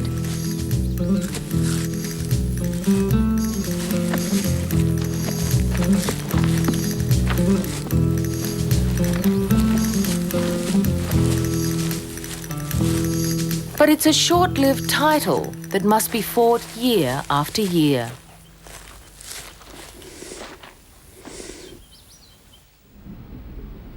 A human boxer, even a featherweight, is capable of delivering an astounding blow. Yet there is a marine creature, no longer than 10 centimetres, that can pack a punch close to that delivered by a .22 caliber bullet. The stomatopod lives in the tropical shallows of the Indo-Pacific Oceans. Only its waving antennae and 2 bulging eyes protrude from its hideout. The rest of its body is tucked away safely in its burrow until an unwary crab passes by.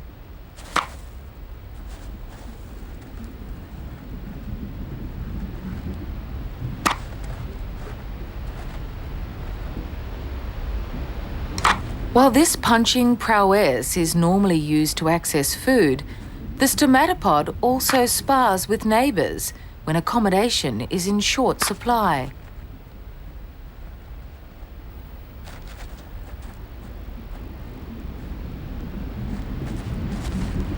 With a velocity of more than 1,000 centimetres per second, a fully launched blow would be fatal. But when sparring with their own kind, they pull their punches to become merely deterrents.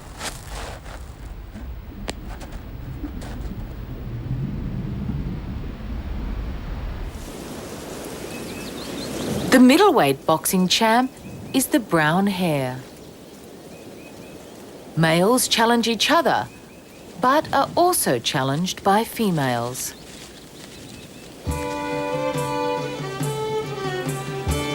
In defense of his chosen mate, a dominant male drives away a subordinate in a high-speed chase.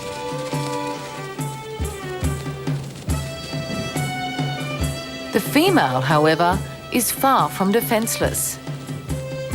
When an unwanted suitor approaches, she rebuffs him with a range of hooks and uppercuts. Even desirable males are met with a challenge. She tests the endurance of her potential mating partners with a pummeling.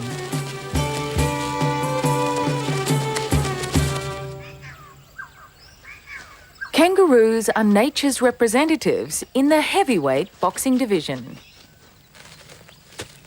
Their bouts combine headlocks, forepaw jabs, and their own form of kickboxing. Balancing on their tails, they deliver powerful blows to the belly, which is protected by an extra thick layer of skin.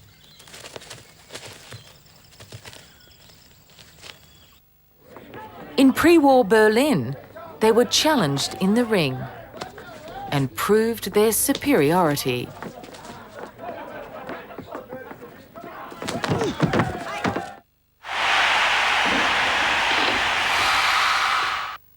Grow a lush green lawn the neighbours will envy. 3 great ways to save time and not break the bank. It's a real bargain. And turn bedtime into fun time. Great idea. The Wiggles build their red car bed on Better Homes and Gardens Tuesday. Then at 8 o'clock, discover why tourists love Quebec. Besides the great scenery, you get authentic French food without the high prices. It's simply great restaurant after great restaurant. And beautiful Pittwater, a haven full of surprises on the Great Outdoors Tuesday. For a frozen pizza to be this perfect, it must be a miracle. McCain Pizza Perfection. Ah, McCain, it's a miracle again. The Great 40 Weeks Bedroom Sale. Save up to $1,000 on bedroom suites and top brand bedding. Save on kid suites. 40 weeks great bedroom sale catalogue now available in-store. No deposit, interest-free terms. Sale on now. If you love your Kellogg's Sultana brand, you'll love our Qantas break offer. From the 1st of September until the 1st of December, we're giving away a $1,500 Qantas break every day for anywhere you'd love to go. Plus, everyone's a winner with our half-price Hop Around Australia offer. Kellogg's Sultana brand. See how good it tastes and see packs for details on your chance to win. Good looks aren't always enough to woo you. So the stylish Daewoo Lanos also has air conditioning, CD player and scheduled servicing including parts and labour, all from a low $12,990. So let us Daewoo you today. Make your dad's day. Get into Bunnings Warehouse. We have thousands of gift ideas, all at the lowest prices every day. Like 350-gram WD-40, $4.99. 15-piece router bit set, $39.94. Quadro 4-burner barbecue, $219. 44-litre ice zone wheelie cooler, $69. Azaleas in 125ml pots, $3.84. Bunnings Warehouse Father's Day appeal for the Alfred Hospital is on now. We welcome your support. Bunnings Warehouse. Lowest prices are just the beginning. If you want to give your body all the natural fibre in this apple, the vitamin C from this much orange, the precious potassium from these apricots, the B6 from this melon, and the energy-boosting carbohydrates from all these grapes, you could eat all of these. Or just one banana. Bananas. There's a whole fruit bowl of goodness in every one. McCain and vegetable combos, the perfect combination for creative cuisine.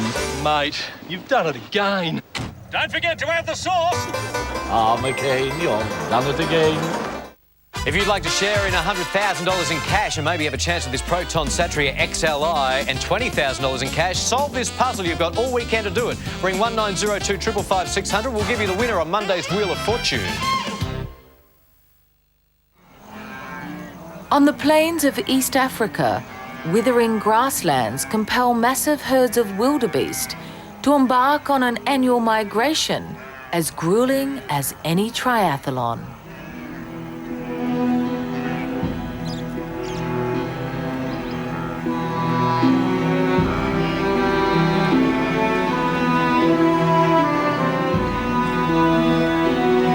They must each walk an average of 1,600 kilometres to reach greener pastures.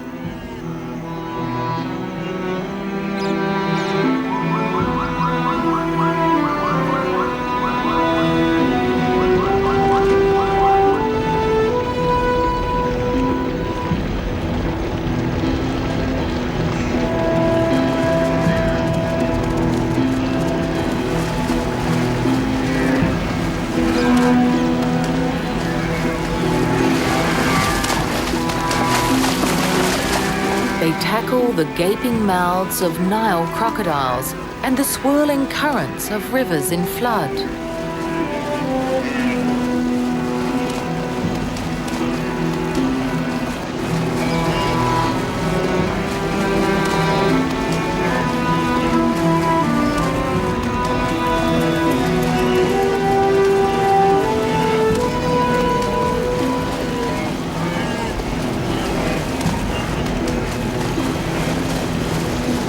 Those that survive this second leg of the race still face the most life-threatening stage of their event.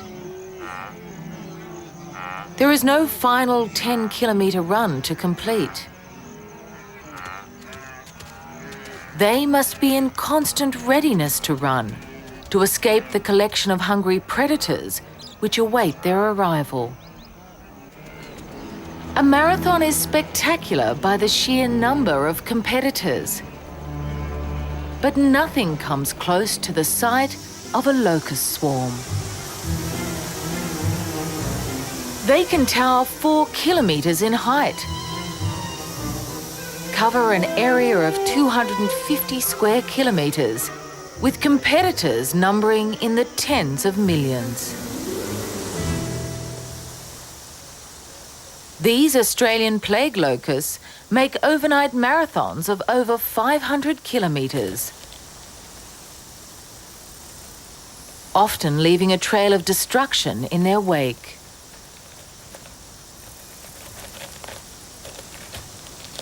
Plague locusts run two types of race. Young wingless nymphs, known as hoppers, gather together in bands and travel only 500 metres per day. But by the time they have progressed through 5 successive molts, their wings are fully formed and the real marathon is paused to commence. Waiting for ideal conditions, the swarm mills in preparation for a mass liftoff.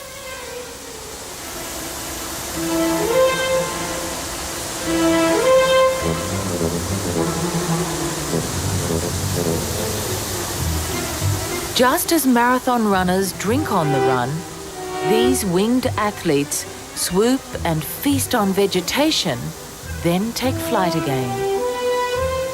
There is no set finishing line in their sights. They continue for as long as good climatic conditions sustain them.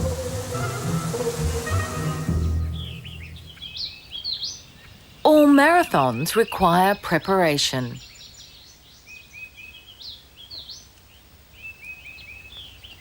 From the moment the monarch butterfly caterpillar emerges,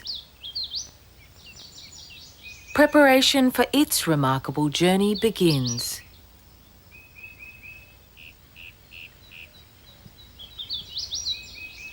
After consuming its own egg case, it begins munching on leaves. Growth is relatively slow in the first 4 days, then surges.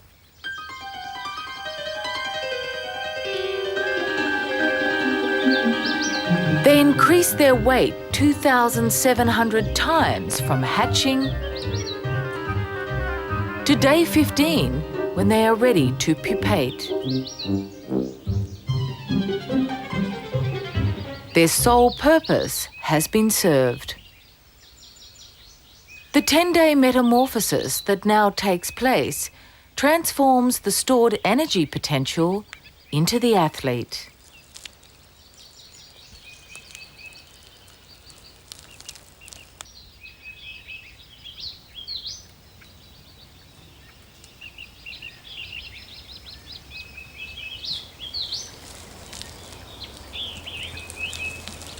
The fully formed sexual adult needs only to pump fluid into its wings, and its preparation is complete.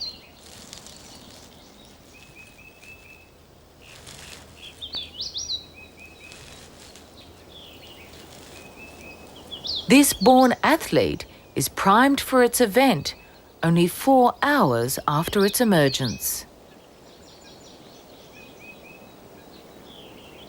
Hatched in the North American autumn, adults are threatened by the arrival of winter. Below 12 degrees Celsius, their wings will cease to function.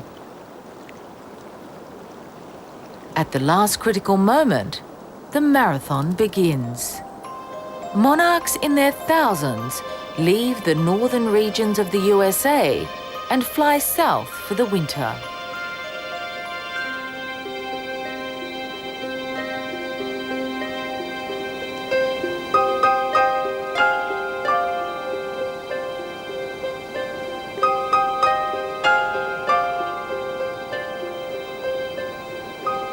Cool autumn nights are spent huddled together. After their morning warm-up, they slowly make their way south through mountains, across lakes and valleys, and into the deserts of Mexico. After 8 weeks of ongoing flight, the butterflies finally rest, but not for long. Once mated, the males dehydrate and die.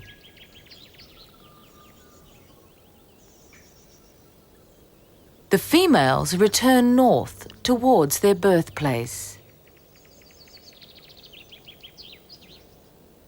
For them, this 8,000-kilometre round-trip marathon is a once-in-a-lifetime event, but one which will be repeated by their children's children for years to come.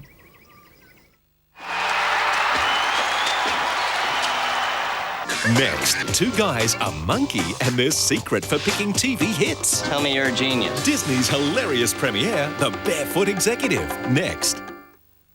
This news update brought to you by Colonial's Special Rate Saver.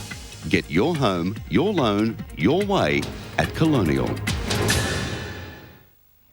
Hello again. In our headlines tonight, celebrations are well underway for Essendon fans across the nation after a stunning 60-point demolition of Melbourne in today's AFL Grand Final.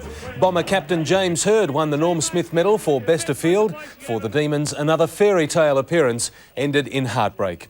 An emotional day in Sydney for Australia's oldest living Olympian. 93-year-old Edie Payne was overcome after officially opening the It was an American finals, and didn't they enjoy it? Lindsay Davenport, Pete Sampras. Pete Sampras is still there, and so is Patrick Rafter. And we've still got this weather, which we're not quite sure how it's going to go, although we can say it's just a little bit brighter, Fred. Well, they just made an announcement that hopefully in the next 15 or 20 minutes we'll get rid of some of these, well, the clouds are going to stay there, but it's just this rain that is a nuisance. It's not something that's coming down in a total washout.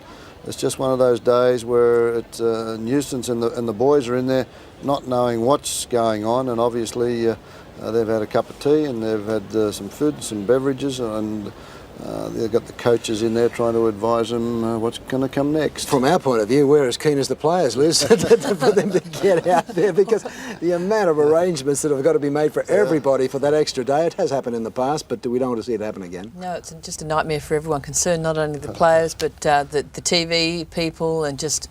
It would just be... a logistical nightmare. Exactly. We're going through it, okay. In the meantime, I've got to tell you that as soon as we do have any action here, if there's the slightest suggestion that we're going to have play, we'll be coming straight back to Wimbledon. Now, that's an absolute promise. We will be back here if there's going to be any play, and we'll keep you updated on just what's happening here at the Championships. In the meantime, we will resume normal programming.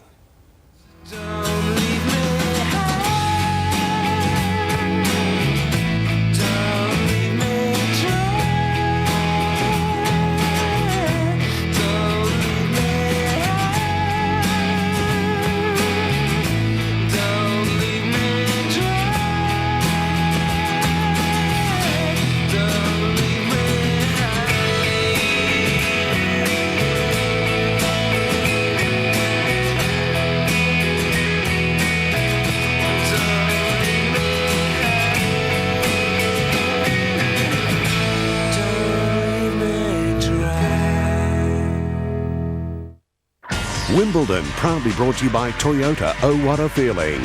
Sakata Rice Crackers. IBM eBusiness Solutions. Rolex, official timekeeper to Wimbledon. 9MSN, make the most of your time. Demazon. Quicken, get your business GST ready now. MasterCard. Lone Star Steakhouse and Saloon. Medibank Private. And LG, life's good. I still love you. I want you back in my life. A new day. Another call for help. We have no way out. This time it's to save their own. Shots fired at the fire department. That's our district. A day where the unexpected becomes reality. Got 3 men down. Put that damn gun down. Where the hell is our backup? The season finale. Come on. Tuesday on Third Watch.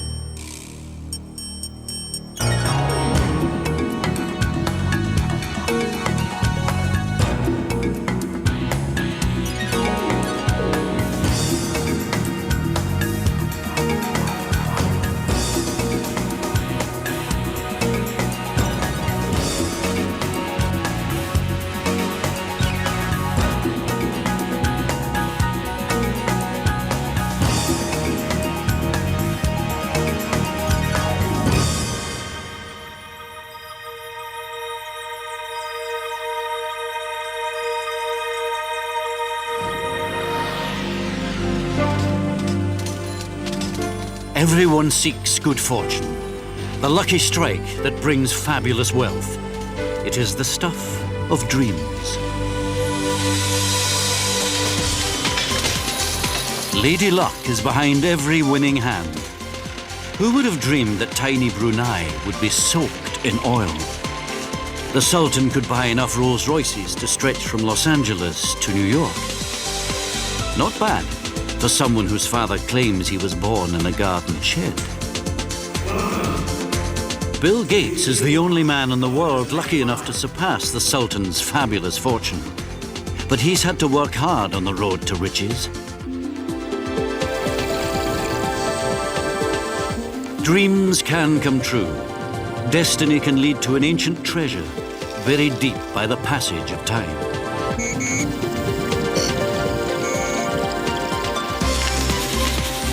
Fate can reveal a seam of glittering gold or a pit of precious gems.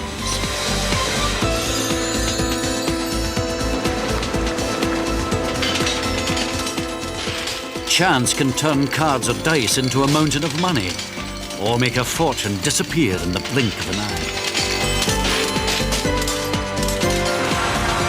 If you chase your dreams and fortune is on your side, maybe you too will make a lucky strike.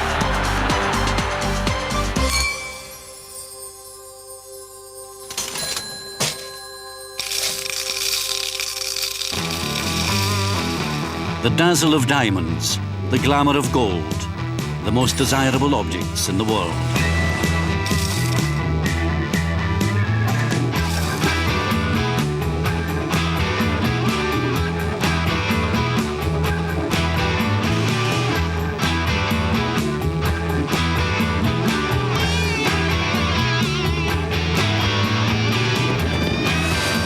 To the ancient Greeks, diamonds were splinters of stars fallen to earth. To modern science, the diamond is the hardest known substance, born from the fiery furnaces at the Earth's core.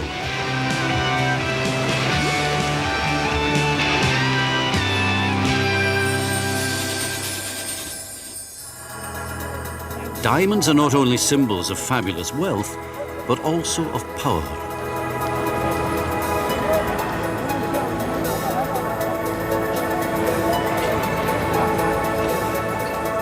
The idols of India were often bejeweled with wonderful gems. Eastern princes battled for possession of one of the most fabled of all gems, valued at half the daily expenditure of the entire world. When the Persian Nadir Shah vanquished the Mughals of India, the last emperor tried to hide the gem in his turban. But Nadir was no fool. He tricked his foe into exchanging turbans.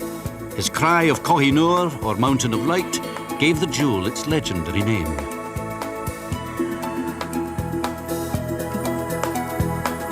Today, the priceless Koh-i-Noor is set in the British Crown Jewels. The Aga Khan, the spiritual leader of the Ismaili Muslims, receives the Dasong, 1/8 of the income of each of his loyal subjects, worth $100 million every year. For the Golden Jubilee of Sultan Muhammad in 1946, his followers offered him his weight in diamonds. He tipped the scales at $23 million worth.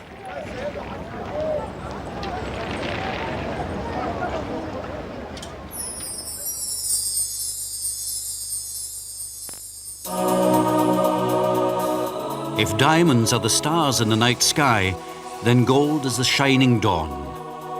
For thousands of years, people have fought and died, cheated and slaved for gold. Countries and empires have built their entire economies on vaults full of the precious metal. Yet it is so rare that all the gold ever mined could be squeezed into 4 family houses.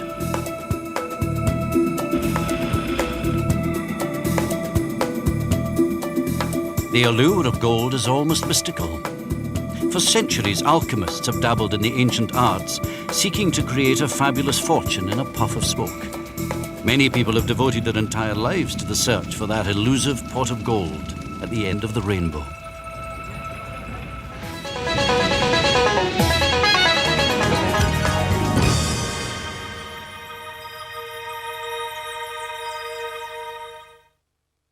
Who's Passing on GST savings? Bob is. Yes, the introduction of GST and the removal of sales tax actually reduces tyre prices. Aussie steel radials for most small cars are just $46. For medium cars like Magna and Camry, just $66. For family cars like Commodore and Falcon, just $76. And all these prices include fitting, balancing and GST. So for GST savings on all tyres, just see Bob.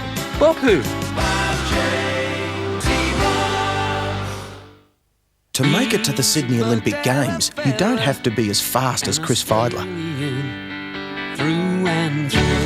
as nimble as Brooke Walker, or as strong as Shane Kelly. You only have to get hold of any block of Bedella tasty cheese, and you could win a 4-day Sydney 2000 Olympic Games package, including tickets to the athletics finals. See the pack for details, and you could be one of the fellas who wins.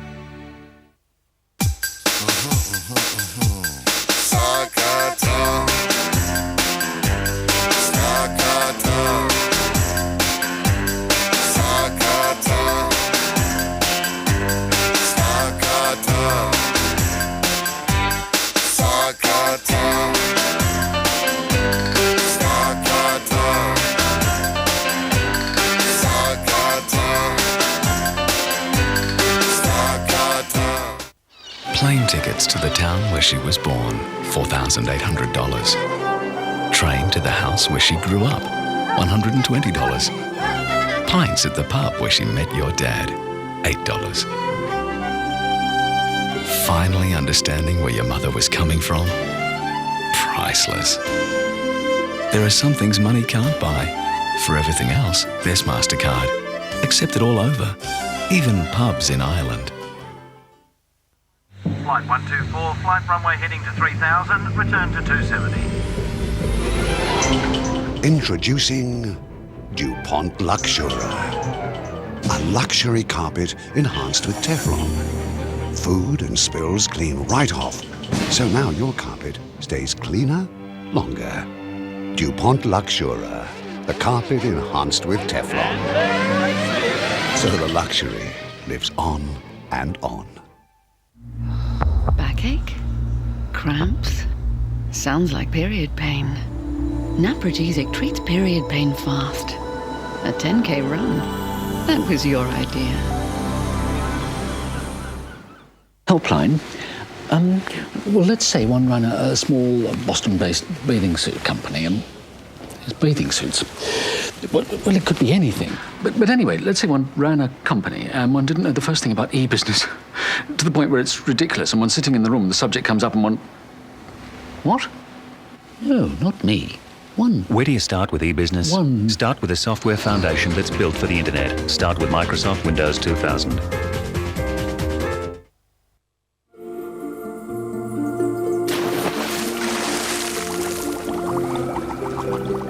The Deep, an undersea realm where King Neptune jealously guards his secrets. Once proud ships lie broken on the ocean bed, encrusted only with barnacles.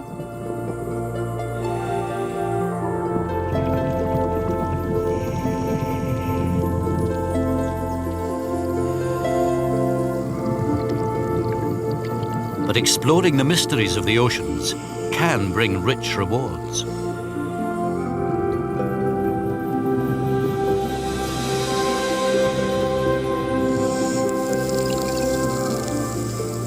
The Spanish galleon Nuestra Señora de Atocha had lain hidden on the ocean floor for 400 years.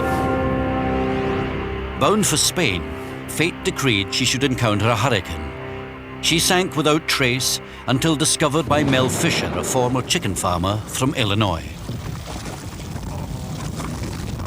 In spite of huge costs, constant disappointment, and even the deaths of his son and daughter-in-law while diving, dreams of Spanish gold drove Fisher to hunt for the Atocha for 20 years. This modern-day Indiana Jones eventually found his prize in 1985. He struck the richest haul ever recovered from the seabed, a staggering $900 million worth of gold bullion, chains, emeralds, and silver.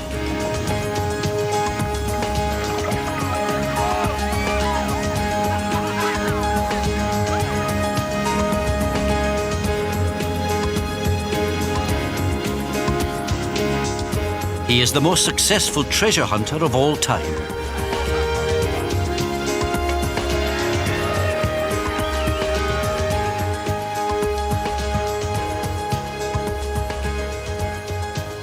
In the 16th century, tales of fabulous riches drove the Spanish conquistadors to the Americas to plunder the golden cities of the Aztecs and Incas.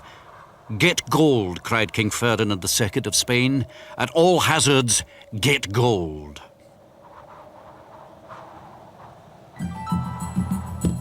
When Francisco Pizarro captured Atahualpa, the Supreme Inca tried to buy his freedom by filling a room floor to ceiling with gold, now valued at $80 million. The conquistadors took his gold and his life. $60 billion worth of Inca gold was plundered from the New World at the cost of an entire civilization. The last descendant of Atahualpa was captured at Machu Picchu 40 years later.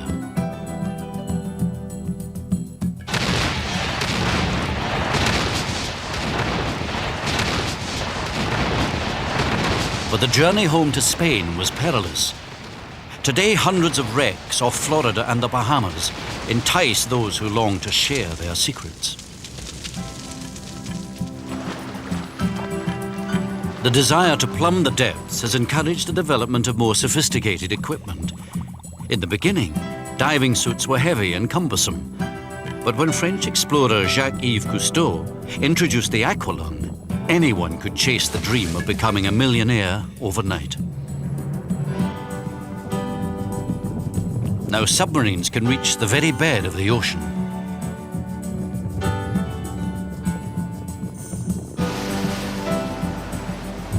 Slowly, the treasures of Davy Jones' locker are being brought to the surface. In 1995, the I-52 Nazi submarine was found in mid-Atlantic by the American marine explorer Paul Tidwell. The Nazis used submarine convoys during World War II to send secret supplies to Japan. The Allies broke their code and traced their movements.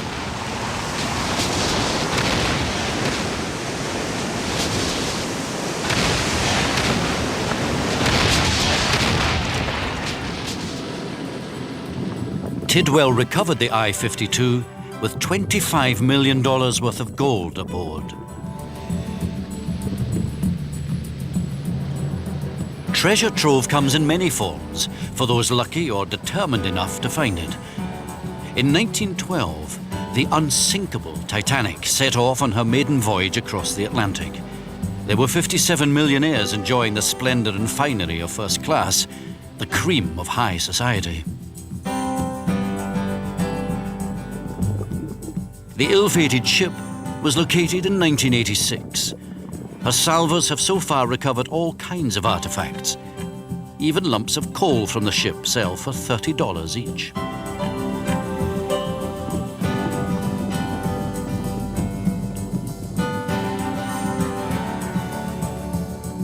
The Mary Rose, the flagship of King Henry VIII of England, was raised in 1985. It is a priceless legacy of 16th century life.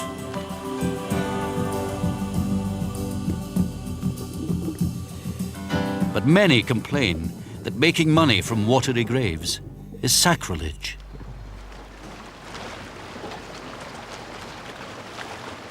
There has always been a struggle between archaeologists and treasure hunters, between those who would protect the heritage of antiquity and those who would sell it in their greed to get rich quick.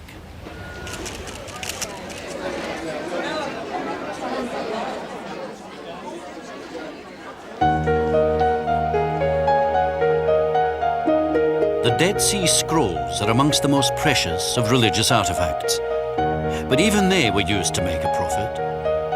They were found by chance in 1947 when a Bedouin shepherd stumbled upon a cache hidden in a cave. Professors and priests succumbed to greed, selling the scrolls to the highest bidder. The Syrian Archbishop Samuel bought 4 of the biblical texts for $500. He sold them on for $1.5 million.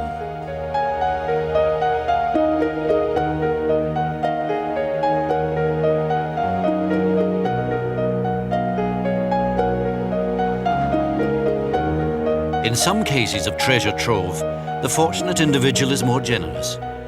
In 1939, Englishwoman Edith Pretty excavated a mound on her property at Sutton Hoo. She brought to light the burial ship of a 7th century Anglo-Saxon king, Raedwald, and his priceless possessions.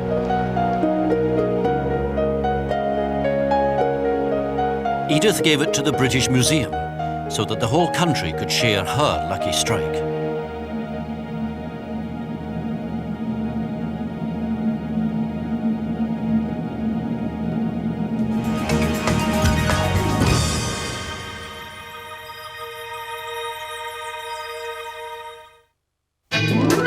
Most popular toy for toddlers, $26 on the internet. Most popular stuffed animal for toddlers, $35 on the internet. Most popular picture book for toddlers, $12 on the internet. Watching her play with the cardboard box instead? Priceless. There are some things money can't buy. For everything else, there's MasterCard. Accepted at stores all over the internet.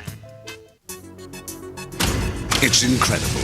The most advanced shave is as easy as 1, 2, 3. Mac 3 easy error-free loading, easy open flow rinsing, and 3 blades that shave progressively closer in 1 easy stroke. Mac 3, the closer shave in fewer strokes with less irritation. It's the easiest way to the closest shave. Mac 3 from Gillette. Okay, so what about our e-business strategy? This really can't wait. E-business. Yes, actually, I'm giving it quite a lot of... What's that, Helen? Oh, did you call me? Did I call Greg Schultz? No, I completely forgot. I'll do that right now. Don't know where to start with e-business? Your dentist? I can't put this off any longer. Start with the software foundation that's built for the internet. Start with Microsoft Windows 2000. What sort of person are you in the morning? One that's easily irritated? Well, now you can take the sting out of shaving with new Nivea for Men Aftershave Balm. It contains vitamin E and provitamin B5 to help calm newly shaved skin, soothe irritation and gently moisturize. So you can start the day feeling fresh and smelling great. New Nivea for Men Aftershave Balm for men who dare to care.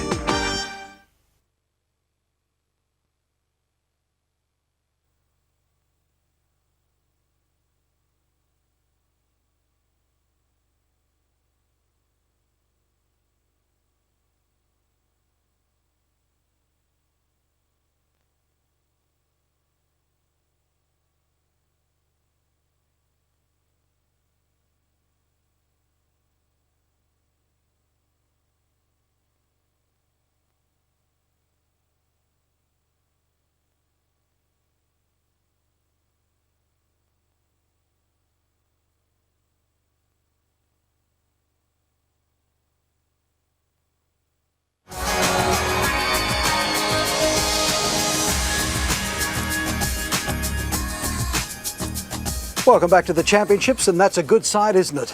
That's the covers off centre court. They've been off now for nearly 10 minutes, and we've got the linesmen out there, and we've got the players coming out, and that's good news. Tony Trabert and John Newcomb. Thanks very much, Ken. Well, the players went off court at 4:03. They're coming back on at 6:26. So they've been off 2 hours and 23 minutes. That's the second time they've gone off the court. First time they went off at 3:28 and came back at 3:54, a much shorter break. And Newcomb looked for a long time like this just wasn't going to happen. It was dark and raining like crazy, but fortunately we've gotten a clear patch. I was down the dressing room about 25 minutes ago and said to Pat, I reckon you got an hour, hour and a half before you can get on again. And I went down there about 10 minutes ago and they were saying to him, well, you're on in 10 minutes. Yeah. Well, we were all thinking about, you know, if they don't get finished today, obviously we got to stay over and they'll finish it tomorrow. And we're looking in the record books, the Wimbledon book, and the best that we can figure out, the last time the men's singles final was delayed on Monday was 1988, when Stefan Edberg beat Boris Becker in 4 sets. But in looking at in the books, they had several other times when they had to go over to the third Monday, but most of that time was either doubles or mixed doubles, something like that. So this is a rare occasion. We're hoping to get finished today, and we don't have to mess with it tomorrow. Big couple of early points for Pat Rafter here. He's at deuce on his serve. At 4-all in the first set. So he would really love to get in a couple of nice serve and volley routines and then put the pressure on Sampras to serve out the next game. Were you down the locker room at all? Did you get to talk to Patrick at all? Yeah, I went down there, as I said, about 35 minutes ago. And what did he have to say? Well, he felt that he just couldn't get the timing going on his ball toss. I said I felt like he might be a little tight around the shoulders and trying to muscle the serve a bit too much in that department. Apart from that, he felt really good. He said, as soon as I can get my serve into a good rhythm, I'm going to feel a lot more comfortable, but he's struggling at the moment to get that to happen. Well, he's probably caught, what, a half a dozen ball tosses so far and have only played 8 games. And so obviously that's a little problem for him. He always has that problem. It's nothing new to him, is it? Yes, we're catching the ball toss, and you know, the crowd laugh when he says "sorry, mate" as he catches it, and they've caught onto it here on the Wimbledon centre court, and laughter erupts. So that's got to put you off a little bit as well when everybody starts laughing as you say it. Well, so the players are as anxious as the rest of us to get this match completed, and we are at 4-all and deuce. And Rafter will serve from deuce once they finish their warm-up, and that's not an easy position to be in. If you lay in a double fault or miss a volley, or Sampras have to hit a good return, you could be down a service break, and Sampras will be serving for the set. As they're coming back on court now, I would imagine the thoughts going through both players' heads would be something like Sampras is going to be saying to himself, "Well, gee, I'm pretty much on top in this first set, and I'm feeling good about it. I'm seeing he serve well. I'm getting a lot of balls back, so I'm really going to go after the break here." Pat Rafter, unfortunately, would be having just a little bit more negative of thought pattern going through his head, like, I have to get my service rhythm going. So Sampras starting in an edge as they restart on an edge psychologically, I would think. Well, after the first break, Nuke, we're saying, well, it'll be interesting to see how well Sampras comes out after that break. And he banged down an ace right off the bat, hit a couple more aces. I think the one is serve easily. Conditions are good again. The court is certainly dry, and that's the value of getting that court covered before the rains come. And the crew here are very good at that. Can you believe it? There's actually sunshine out there over half of the court. Well, the weather here is just something else, isn't it? Well, we've had various predictions from day to day here, and most of them have been wrong, so we don't take much stock in what the weather reports are. They've only played 34 minutes of the actual match to get to 4-all and deuce, and they were supposed to start at 2. They came out at 3, and it's now 6:31. So it's been a long afternoon for everybody. And the spectators, Nuke, are very, very patient. The center court is almost full again. It's sort of put our pre-match thoughts out the window, hasn't it? Where we were saying it'd be good for Rafter if he got Sampras involved in a long, drawn-out contest. That once it went past 2 hours into the third hour, you think that the edge might shift to Rafter in those circumstances. But now that's all gone out the window. Well, he's kept Sampras out there for 3 hours and 31 minutes, but they've only been on court 34 minutes. So. This is a time, this is where I think Patrick, if he's having a toss problem, to work on it right here, just get a little bit feel while he's warming up and hitting his serves. See if he can figure out what he's doing wrong. I've said this before, I still think it's the fact that he starts that tossing hand from a still position and just yanks it up in the air, and that's much harder to do than if you drop the hand and then lift it up gently with a little rhythm to it. As you can see with Sampras's ball toss there, the arm comes all the way down before it starts to go up. They can hang on him here for another second. There it goes down and then up again. It's a normal way that most people search, where you would teach it, and you start the hands up and they drop them together, lift them together, and go ahead and hit. Well, it's been a while. It's been a struggle, but it looks like we're going to get some more tennis in. 1 minute. Pat Rafter, the 12th seed, playing against Pete Sampras, the #1 seed. Sampras trying for his 7th Wimbledon title and his 13th Grand Slam singles title, which would put him in the lead, one ahead of Roy Emerson. And as you all mentioned, even Fred Stolle in the opening of the show, which seems like a week ago, that Pat Rafter's out there to try to keep Emo from losing his record.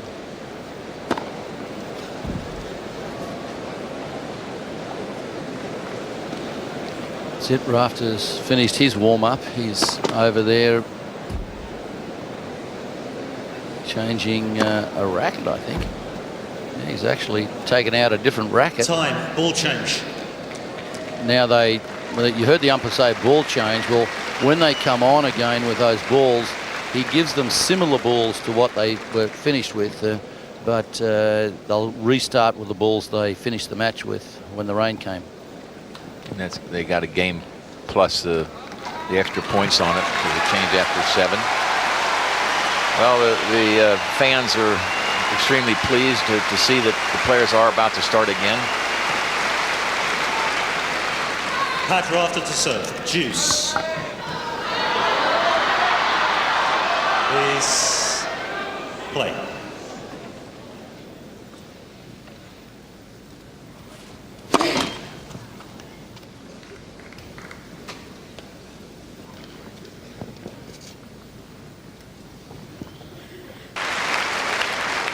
$30-15. Forehand winners in the match, Sampras 6-1. Backhand winners in the match, Sampras 7-1. Scoreline, Rafter 1-0. Yeah, you can't always believe those stats, can you? Rafter certainly mixed his serve up very well today. As you fellows mentioned, he's not afraid to go out wide to the forehand. He's kicked the one down the middle. Sampras, when it gets up round shoulder height, I find he finds it difficult to return on the backhand. Game Rafter. That one really took off. A little bit of work on the seam on that one. 2 games all. A couple of good signs for Rafter on his service, on his timing. For the benefit of the players, please don't use cameras. He hasn't been really timing the ball so far on his service action. In the last couple of games, Fred, he's got a couple of really move off the court, which shows us that his timing is coming on the serve. That's good signs. Served 5 aces. 15 love. That makes 11 aces for Sampras.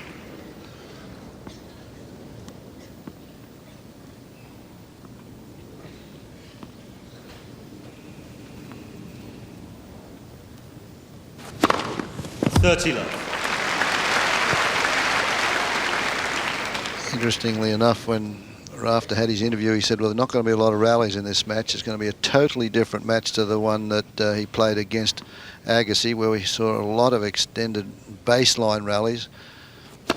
Good tennis for the viewers and the spectators. He said this is not going to be that good. It's going to be pretty quick, and it has been. You talked about that forehand volley. I don't know whether it's that left leg, because he's got to push that one forward. He takes the weight on that front foot, the left leg, as he makes that volley, whether it's a low or a high one. You've got to prop yourself and take the weight on that left foot. It may be causing a couple of problems. 30-15.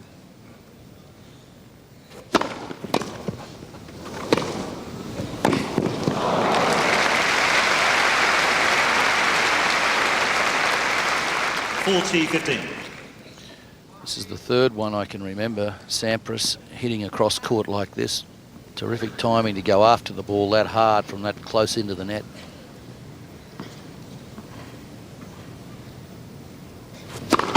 That's for serve.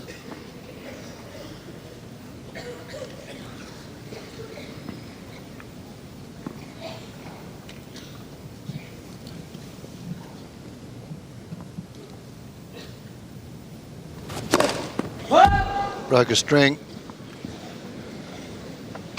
That one nearly hit the baseline. It popped the string. Sampras strings his rackets very tightly, and he uses a very fine gauge of gut. It's the racket. You can see he hit it pretty much in the middle. There's about 6 rackets strung every day. Brett Stevens, who Sampras' trainer. He's a Melbourne boy. He's got mixed emotions up there today. 3 games to 2, Sampras leads second set.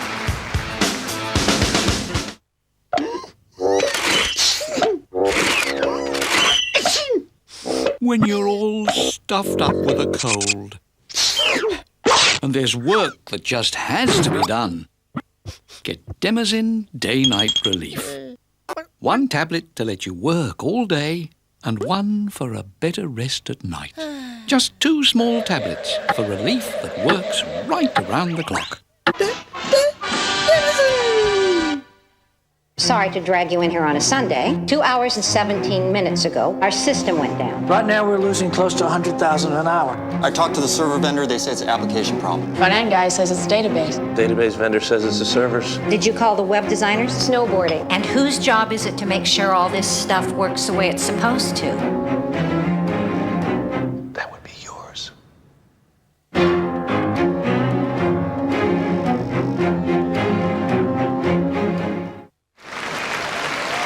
Welcome back to Wimbledon. Live coverage of the men's singles final. As we say at this time of night, I hope you folks at home partying are still up there. It's probably a little after 4 o'clock in the morning, 4:15 your time. But stay with us. We're trying to get Rafter through this one. He's won the first set. 3-2 on serve in the second. 15 love. We're all like you folks. You've probably had a couple of drinks if you.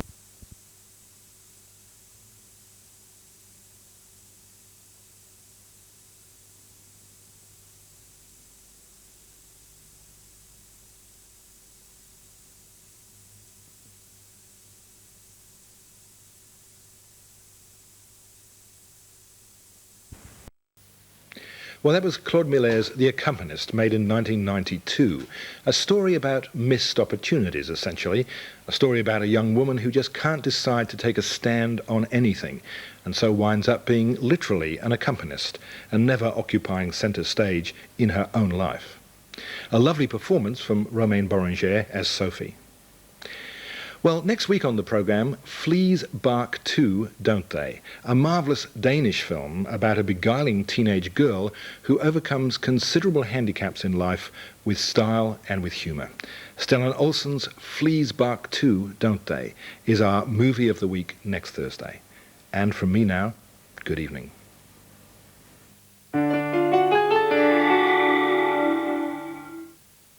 To earn 50% more Ansett Australia frequent flyer points with every dollar spent, just use your Diners Club card.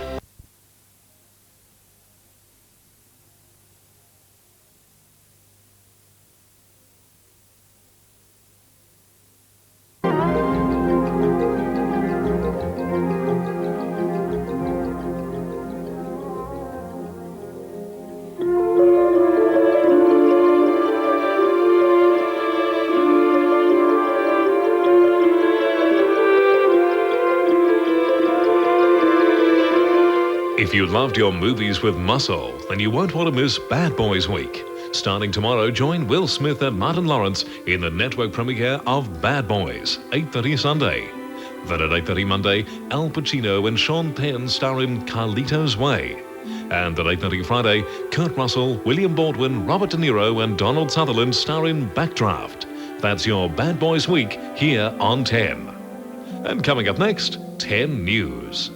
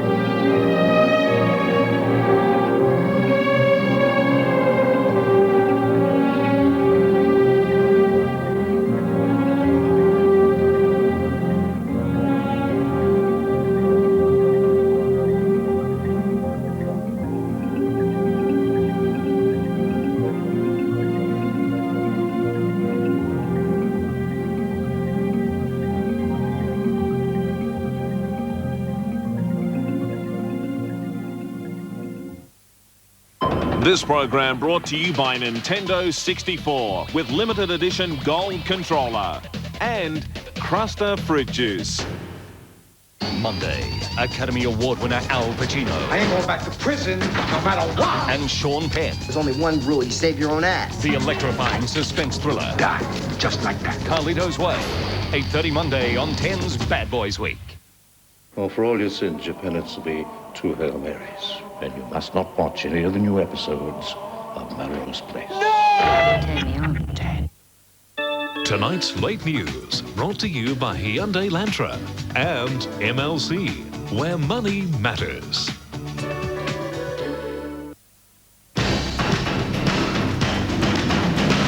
Ten's Late News with Tracy Spicer.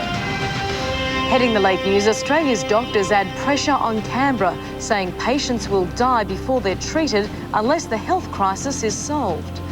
Arsonists blamed for massive fires raging through northwestern Tasmania, and Hollywood stars ready to shine for the Princess Ball in honour of Diana. Good evening. First tonight, Australian doctors weigh in on the health crisis debate. They claim many patients on waiting lists will die before they're treated because of the crisis. Doctors say our public hospitals are sick and getting sicker. Very much in trouble, the hospital system. Everywhere I go, I've got doctors and administrators telling me that things are getting worse. But as bad as we thought they were last year, they're worse this year. Yet the Prime Minister says it's not a crisis, despite yesterday's dramatic walkout from the Premier's conference over health. But let me say to the patients of Australia, you will not suffer as a result of the kindergarten stunt of the Premiers and the Chief Ministers at this conference. Well, patients are already suffering. We've got well over 100,000 Australians on waiting lists. Many of those people have got painful and disabling conditions. People do die on waiting lists. The federal government today tried to reassure patients. The hospitals aren't in crisis. The hospitals work very well. We have one of the best hospital systems in the world, and people need not have any worry that if they're sick, they will get treated. Not so, say the states who run the hospitals. There's no doubt waiting lists will blow out. They've already started to increase as a direct result of the failure of private health insurance. Funding problems are not all Canberra's fault. Some states, like Victoria and Western Australia, have taken substantial amounts of money out of their hospital system. They should put that back in. And as fast as the federal Labor government poured $200 million extra into Victoria, Jeff Kennett just ripped it out. Queensland wants part of a $2 billion federal budget surplus. They're sitting on it, and they won't spend it on the health of Australians. And I think that's lousy. I think that's mean. Behind the scenes, I understand that Queensland, South Australia and Western Australia are still in negotiations with the federal government, which hopes they'll sign the Medicare agreement next month. Paul Smith, 10 News. But there was no sign of disapproval when Mr Howard attended a Greek festival in Melbourne tonight. With former Labor leader Gough Whitlam, he launched the Greek Antipodes Music Festival. Exuberant crowds welcomed both men. Now in its 12th year, the festival showcases Greek culture and entertainment while nurturing the talents of new generations of Greek Australians. And Prime Minister Howard is standing firm behind Embattled Resources Minister Warwick Pera. Leading Labor's attack on the Senator is Simon Crean, who's our guest on Meet the Press at 8:30 in the morning, right after Newsweek. Arsonists have lit huge bushfires raging through rugged bush in northwestern Tasmania. The flames have blackened thousands of hectares of bush and are still burning on a 3-kilometre front. The mountain ranges south of Sheffield still ablaze, inaccessible terrain, making it virtually impossible to attack it from the ground as the fire roared through the bush and up the rugged slopes. Light aircraft and helicopters water bombing as bulldozers cut fire breaks and crews started back burning where they could. We've just got to wait till the fire burns to us and so we can do something with it. It started just west of the small Gowrie Park Township late yesterday, the third deliberately lit fire in the area in the past week. Fire crews working around the clock fought desperately overnight to save a number of homes when the fire, fanned by 40-knot winds, was at its most threatening. A lucky escape for Ashley and Mandy Duff, whose home was under siege. Firefighters just managing to hold back a huge fireball.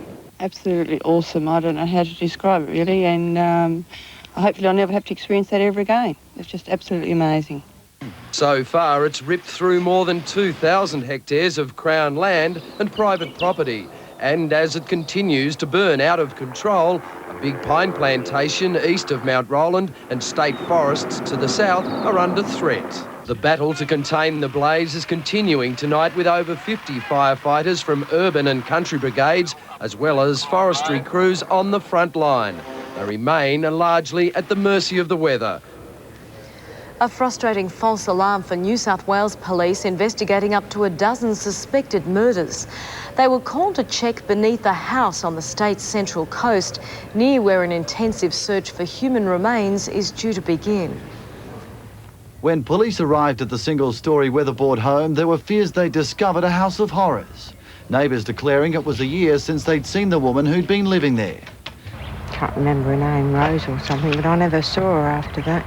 The new owner had been ripping up floorboards when he found an old rusted shovel and a pile of dirt. Forensics experts and police rescue officers explored the dark depths of the home for several hours before clarifying the situation. We believe that it was an old hydroponics setup. It may have been used even several years ago, and there were no suspicious circumstances surrounding the site whatsoever. No body, just evidence of an abandoned cannabis plot. While this has proved a false alarm, police will be mobilised en masse on Monday in Newcastle. More than 50 officers are set to search for the remains of at least a dozen missing youngsters. The operation's been prompted by the discovery of this female jawbone on a local beach. The large strike force, codenamed Fenwick, will search more than 13 hectares of sand dunes and bushland. Among the missing are 14-year-old Amanda Robinson, 16-year-old Gordana Katevsky and 20-year-old Leanne Goodall. Sean Fewings, 10 News. The man wanted for questioning over the drive-by shooting at a Fremantle nightclub has eluded police. They believe the man fled the state just hours before his associate was arrested and charged with being an accessory. Police claim 32-year-old Ian Edward Fegan knows who fired the gun in Fremantle's notorious drive-by shooting. Police swooped on Fegan and two companions early yesterday as they drove through Eucla. Fegan brought back to Perth and charged with being an accessory after the fact to the attempted murder of Metropolis bouncer Kylie Thompson. A few days ago, police released a photo and the name of a man they want to speak to, Terence Patrick O'Neill. It's believed Ian Fegan knows his whereabouts. Police will allege Ian Fegan knew O'Neill was wanted for questioning over the attempted murder, but nevertheless helped him escape, driving him to Victoria.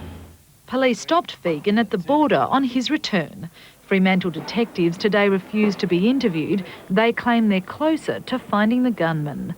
Claudia Bertorello, 10 News. And still ahead in 10's late news, Brazil appeals for help to save thousands of Indians. And a swift end to Britain's latest bid to join the space race.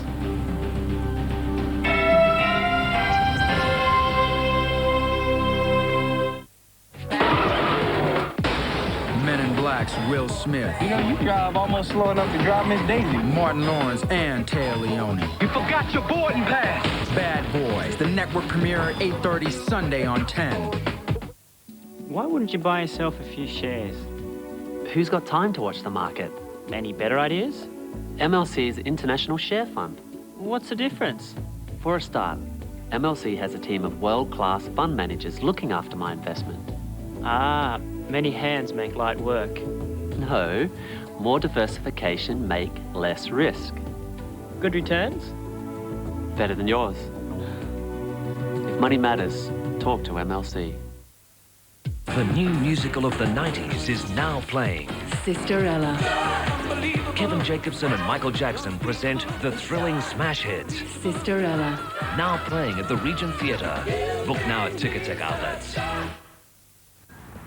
If you can't get to a bank, get to a post office. You can do your